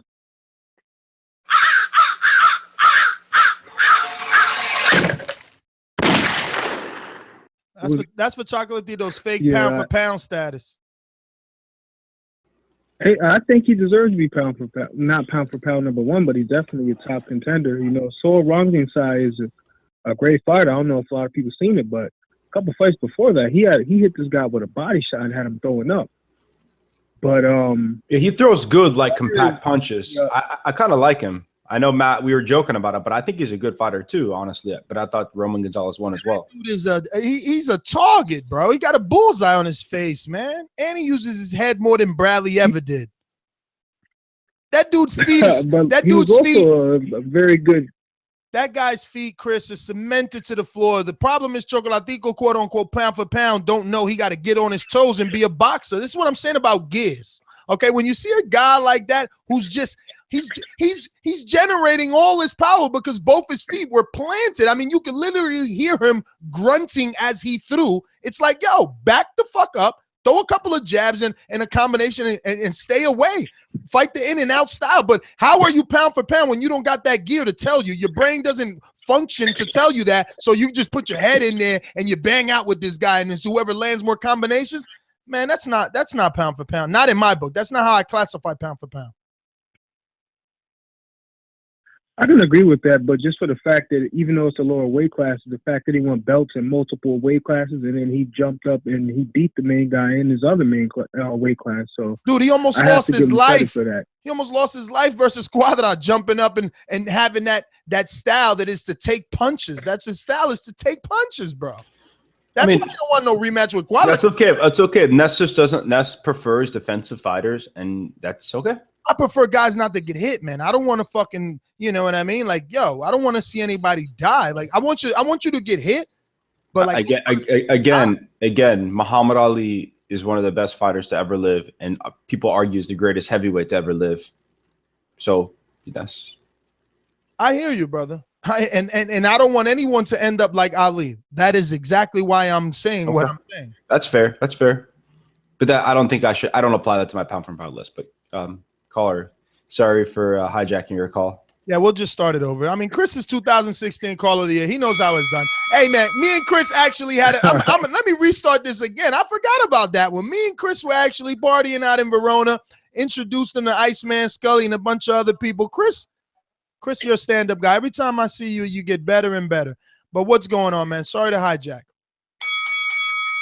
It's all good. It's all good, man. And as far as the situation that a caller brought up with Jamal Charlo actually fighting the mandatory for the WBC and Jorge Sebastian Highland, I think that's actually a good thing. He's going up and facing a guy who's that mandatory for WBC, and Andre Ward did a similar thing and taking out Sullivan Barrera. I think he should get credit for it, regardless of anyone's opinion on Jorge Sebastian Highland. He is the mandatory in WBC. So him going up, taking up the number 2 guy in the WBC, well, Jamal Charles went number 2 in WBC, I believe. It's a good step up for him, and it'll put him in line to face Golovkin. So I believe he's doing what he should do, and I think he's gonna be a very tough fight for Golovkin after the impressive performance that Gennady Golovkin put on. And as far as tonight's fights, I'm definitely going with the Irish guy. Glenn Tapia took some tough losses to Michael Soro and to James Kirkland. And I think that, after this fight, he needs to really reevaluate his career. Maybe he'll come out and he'll surprise everybody and get an impressive victory, but who knows? And as far as Earl Spence, I believe that he's not as much as a Nigel Benn, as I would compare him to a southpaw version of a Gerald McKellen, or even possibly a Gerald McKellen, or I would say possibly even a Julian Jackson, just based on his power and the way that he puts his combination together. He may not necessarily have that. Yeah, he don't have that Julian Jackson power, man. I don't think he has that, man. But I think as far as his combinations, I think he puts them together well, like Gerald McKellen used to do. Yeah, I hear you. So I definitely think that might be a little bit better than more, say, a Nigel Benn, because Nigel Benn was more so he would bob and weave a lot more than Earl Spence does, and Nigel Benn was kind of similar to like a mini Mike Tyson back in his days, I would say. So I think that Earl Spence would more be like Gerald McKellen. And as far as Crawford fighting Felix Diaz, I think it's a great fight. And ESPN has Gennady Golovkin ranked as pound for pound number 1. Even though he's closing in on Bernard Hopkins' middleweight title defense record, I don't think he deserves to be pound for pound. He's definitely up there, but I don't think he's pound for pound number 1. I think that Andre Ward should be ranked higher than him, possibly even Terence Crawford, or even you have guys like Manny Pacquiao, who's still around, who's a legend. I believe he's up there as well, and even Lomachenko. So them putting Golovkin at number 1 is, I think that's definitely debatable. And do you have him in your top 10 though? Would you put him in the top 10? Sorry, can you repeat that? Would you put him in the top 10? Oh, he's definitely top 10. Do you know that Teddy Atlas didn't put him in his top 10? Number 1. Teddy Atlas had Lomachenko number 1. You with Teddy Atlas on that? Yeah, no, I feel like I was just asking your opinion about that. You can argue Lomachenko. I don't mind yet. No, Lomachenko's a good fighter. Yo, did you hear Hands of Stone call in, man? You got to say that on the line. That was a great comment. Hands of Stone got at both of you guys. You know what I mean? Well, not really, Chris, because you didn't go the Muhammad Ali route. Did you see that comment, MD? Ness is using somebody in the chat to debate me because Nestor? No. It was fun. No. It was funny. I'm sorry. Nancy Stones is an MD hitter. It's all right. Keep listening. I thought it was funny. We love your support. Chris, thanks for calling in. Man, it was good seeing you out there at the Lemieux fight. We got a new caller here, looks like. 346-304. Who's this? I'm not new, man. Not new. Well, the producer doesn't have you down. What's your name? Man. What's the name? 346. Oh, you're killing me, brother.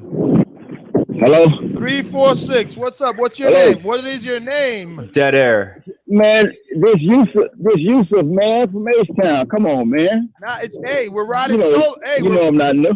We're riding solo today. The producer is at the Jason Quigley fight as we speak. We do apologize. Hey, man, that means I'm not important, man. I think you need some chocolate brownies. Oh, man. Everybody's important. Matthew, you hearing this? Matthew's going to hear it on the playback. It's Matthew and Steven's fault. I'm telling you. But only thing about it, man, you know what? I'm gonna get a prediction, man, Ness. I'm gonna get a prediction. I know that definitely they said that the favorite is Errol Spence, right? That's what they're saying. Slight favorite, yeah. No.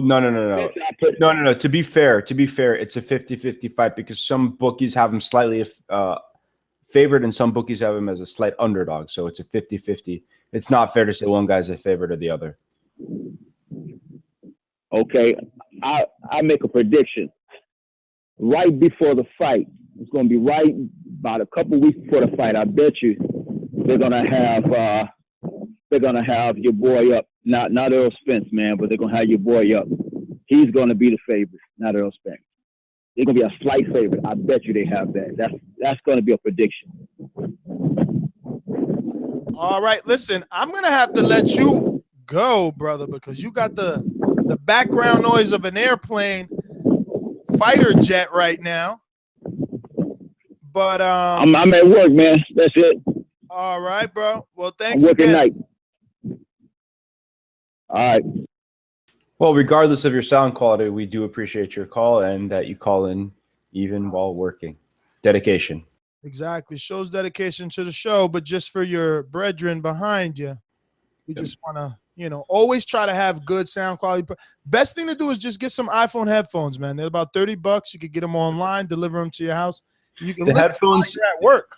And he sounded like he was outside and there's winds. I mean, stand by a door. There's like little things you could do to the air, little things pick up. Because we're all at fault of that, but it's just for all the people that listen on YouTube or iTunes or whatever, is if you want to give your opinion and for everybody to, not be like, oh, I can't hear you. What is the shitty sound quality? They don't listen to what you say, which could be great, right? Yeah, it's just to enhance your own audio so that everyone hears you clearly. I want to say that Matthew is wrong. Maybe we get it on tape delay. I don't know, MD, because you're on the East Coast with me, but Jason Quigley's scheduled to start at 10 p.m. on ESPN. I just scheduled it. So I do want to say all my Patreons, I believe it's the $7 tier. I'm going to do a live fight stream of this one. Just me. If MD wants to join, it's all good, but I'll be watching the fight.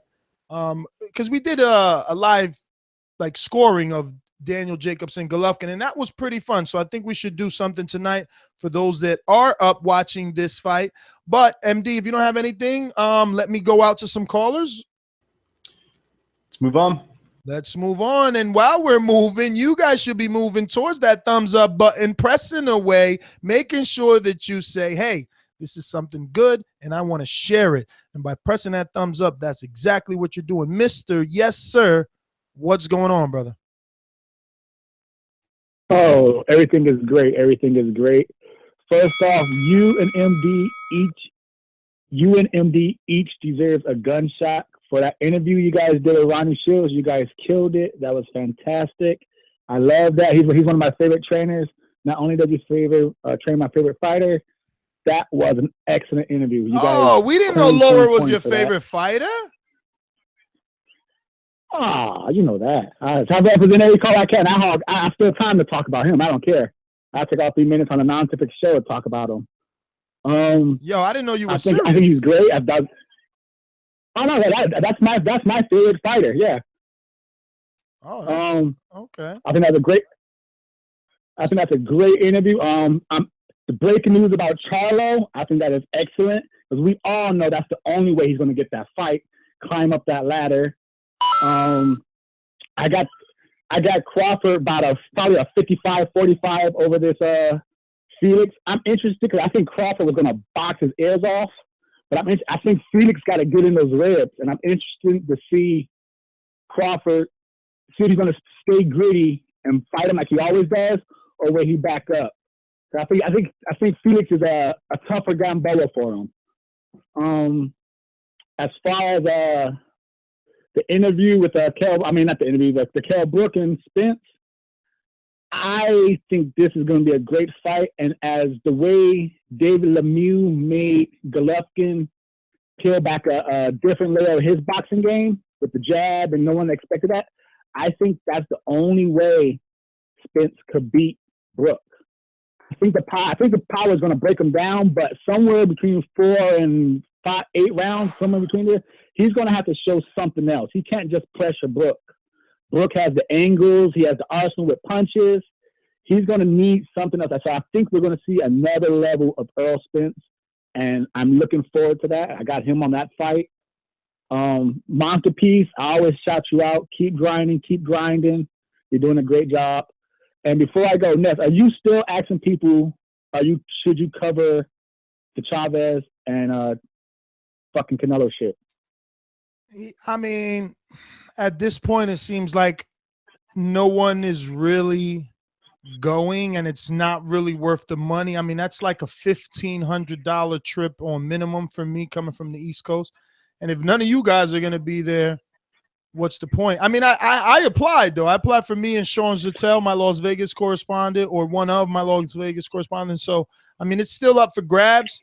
Well, I as a boxing lover, a caller of the show, I ask all 40,000 subscribers, each donate $1. Give this dude $40,000 and this team, put him in that phenomenon.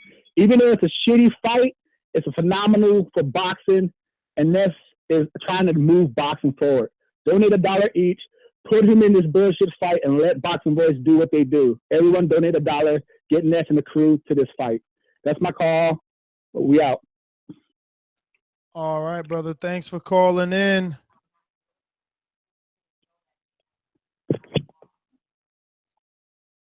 Well, I mean, it would be good to go to that fight. I mean, I can't, deny it, but you just don't know, right? Everybody's got to go to that one. It's a big one. Let's see. We got Class and Bound. What's up, brother?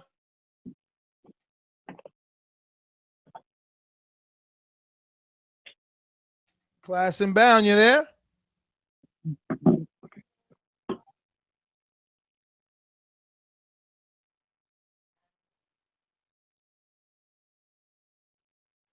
Class and Bound going once. Going twice. Let's get out to Alumni. Have them on the line here. I told y'all a long time ago, the Kirkland will go down in 3 rounds. Next, I got milk. The milkman is back. The milkman is back. What's up, milkman? What is up? You tell Nothing me, brother. much, man. What y'all chopping it up about tonight? Terence Crawford? We're talking a little Crawford, little Linares, Crolla, little Jason Quigley, Glenn Tapia later on tonight, a little Jamal Charlo, who is now trying to put himself in a mandatory position. He's slated to be fighting Sebastian Hyland in either April, May, or June for the mandatory spot to face Gennady Golovkin for that WBC. And obviously we're talking the truth versus the special one. Oh man, I love it. I love it. Well, let's see, Terence Crawford. Let me ask y'all this: did he actually do any jail time yet, or did they work that out? No facts on that yet. I know he put in an appeal, and I think that's what they're doing. We haven't heard anything as far as anything being, sealed or done. So I'm assuming it's still pending. Okay. Well, I got Terence Crawford in that. I think he's physically the more gifted guy, and I think his boxing skills are better. I'm curious to see where his mind is. That's usually what makes or breaks champions, man. When they have a lot of outside shit going on, if they can somehow find their way through the bullshit and still win. So I'm curious to see how he deals with a little adversity outside the ring. But I got Terence in that. With Special K and the truth, man, I'm licking my chops at this fight. I think it's a hell of a fight, man. I don't know exactly how it's going to play out. I think both of them are pretty evenly matched. Kell Brook having gone up and faced Triple G, it can go one or two ways. He can have the confidence of a bull, or he can have flashbacks in his mind, kind of like how Rocky was when he took that beating from Drago, when he's in the round and he's feeling that eye getting touched. I'm curious to see how he responds. But another thing too, man, how long has it been since Earl Spence fought? Because he's been waiting for a while, right? 8 months, maybe. Wow, has it really been that long? I mean, that fight was over the summer in Coney Island, right? Yeah, for sure, because that was after the U.S. in August, right? That was after the U.S. Olympic gold medal game. So yeah, August. 8 months. Okay, and what about Kell Brook? When was the last time he fought? September 5th. And then he needed that eye to recover. Yeah, so. Yeah, man, that layoff for Earl kind of concerns me a little bit. 8 months. It's kind of a long stretch when you Earl and they both have about the exact same thing. All right, it's a matter of days. Earl last fought August 21st, and Brook fought September 5th. So it's they have the same amount of time out of the ring. Damn, but I will say one thing. This is becoming like the greatest year in boxing. It really is, man. If you look at the best guys, and if Ward Kovalev happens again, every guy in the top of the sport is getting good fights, except right now Manny Pacquiao, right? Yeah, this is good shit though. But you know man, what that's showing? Show. That's showing that Bob is the one not really willing to work. Everyone else is making fights. Yeah, we'll let you finish up, caller. Go ahead. Hey, shout out for that Ronnie Shields interview. Good shit, man. Get him on here more. Peace out. All right. Well, we plan on doing that more regularly, dropping an everyday 12 o'clock show whenever we can, obviously time permitting and schedules permitting.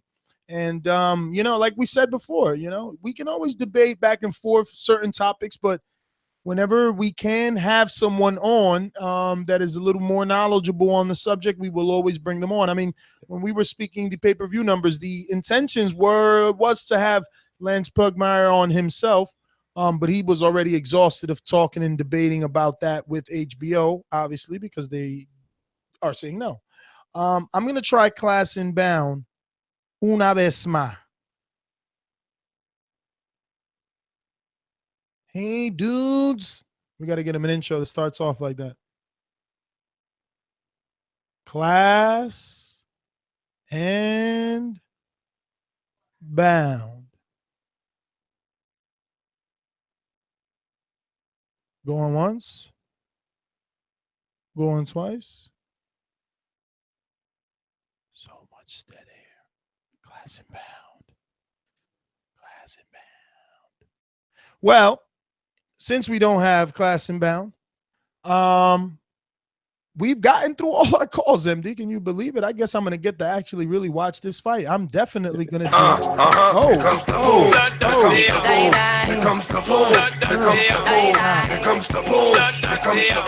Yo, I'm definitely going to go ahead and do maybe at least a live chat and Patreon during this Quigley and ESPN card, because we're all done. We're wrapping it up quick. We were supposed to get Lamont Peterson, the trainer of Lamont Peterson, Barry Hunter, on, but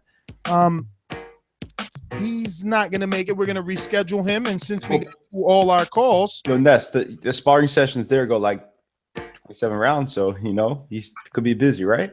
I mean, true. Speaking of sparring session, I mean, it's only right that I let me get my. Oh yeah, let me try and refresh this thing, right? Because what about Peace and Monster? Border Wars, the Border War. Oh yeah, Monster Peace is trying to call in on Skype. Maybe if she gets through in time. We're trying to get you, Monster. MD's trying really hard, so don't hate me on for this one. Yeah. But yeah, Border Wars, right? Yeah, the web designer says that the page is live. Let me see if anything looks different. Yeah. I mean, it looks a little different. We get to see Jose get deported by MD's fists. Jose, man. Jose is taking this one serious. He sent me more training footage, MD. I mean, I think you better be careful. This is what's going down June 9th right here, 2017. Lubin's Gym in Florida. It's going to be Border Wars. Border Wars. Check out the detail. Put the American flag in the word border. Put the Canadian in wars because he's bringing a war to MD. Check out MD. MD's not a little guy. He's towering over MD and Goose in here, right? All right. Listen, you probably got some of your boxing skill during this conversation. You know what I mean? But look who's got all the gold. That's the belts that you want. How's it gonna be? You're sitting in your bed with all that jewelry. You're gonna look real macho in front of your lady with all those belts if you can pull away the win. Because I'm telling you, this guy is serious. He's hired a strength and conditioning coach, brother. He's hired. Remember we had the TBV Appreciation Night. If you want to see those photos, hashtag TBV Appreciation Night, you can check them out. But we got a sponsor for that event. All around strong. I have a question though. I really have a question. Yeah. Why are you in the picture? Why are you in Why are you in both Enrique and Mario's picture? It's the same picture. Hey, listen, I didn't make this, but I'm assuming. Oh, you're voguing in both of them too, right? I guess it's photo bombing. I mean, since I'm not getting in the ring, I guess they got me photo bombing. I'm fighting for attention. I don't know what he's doing here, brother. This is not my thing. What is my thing is this TBV fan experience. Bringing this experience. Not only are we going to put together this fight, but we're going to bring two lucky listeners that have been listening to this show for however long. I mean, class and bound. It might be you, Mr. Mess. Yes, sir. Could be you. Chris in New York. Jay, you're already in Orlando. It would be sweet if it were you, right? Larry in San Francisco, a guy that couldn't make it to the TBV Appreciation Night. Maybe we could finally hang out with you. I mean, I know MD's too bougie for Tijuana Flats, but we'll take you there without him if he doesn't want to go. You know what I'm saying? Listen, I got sponsored again by Mazda for the Lomachenko fight. So we're going to get sponsored for this Orlando thing without a doubt. We realistically, we got to hit up Tijuana Flats, right? And try to get them to sponsor because they do sponsor local events. So I mean, we have to. We've mentioned them far too much on they're getting free plugs left and right. I know, they get free plugs. Speaking of free, MD, we're talking food. We're giving away two lucky guys food as well, and their hotel and flight. They're going to be part of the crew. They're going to hang out with us. Look that's Bruce. He lost his IBF title to Jose, who now MD is going on a hunt for that. But Bruce, you could be there. Can you imagine chilling with Bruce? Look at Mario. Yo, Mario's impressive. Look at those shoulders on Mario. I mean, Enrique, he's looking all slick and dapper, but he's got a gut on him from what I see. Mario, on the other hand, is looking like a Mexican version of Arnold Schwarzenegger. I don't know. Matt the Hipster, MD's victim, over there in the corner partying, got bottles all chilling on ice, while Steven looking slim and trim and in shape. Yo, so you guys is that where you guys were scouting for ring girls, right? Yo, so far it's 3 live fights. We might get the rock star. I don't know. Hands of stone. Is it too late? It's absolutely too late. We are most definitely out of here. Why? Because I'm your host, Ness GTO. Find me on Instagram and Twitter at Ness GTO. And you can find a good doctor at. You can find me at Boxing MD1. And like Ness said, we have a lot of things going on in the Boxing Voice. And it would behoove you guys to join and be part of these great opportunities. So, yeah, thank you guys for tuning in. For 50 measly bucks, you will have the opportunity of the lifetime to not only meet professional fighters, but hang out with the entire Boxing Voice crew for a couple of days later.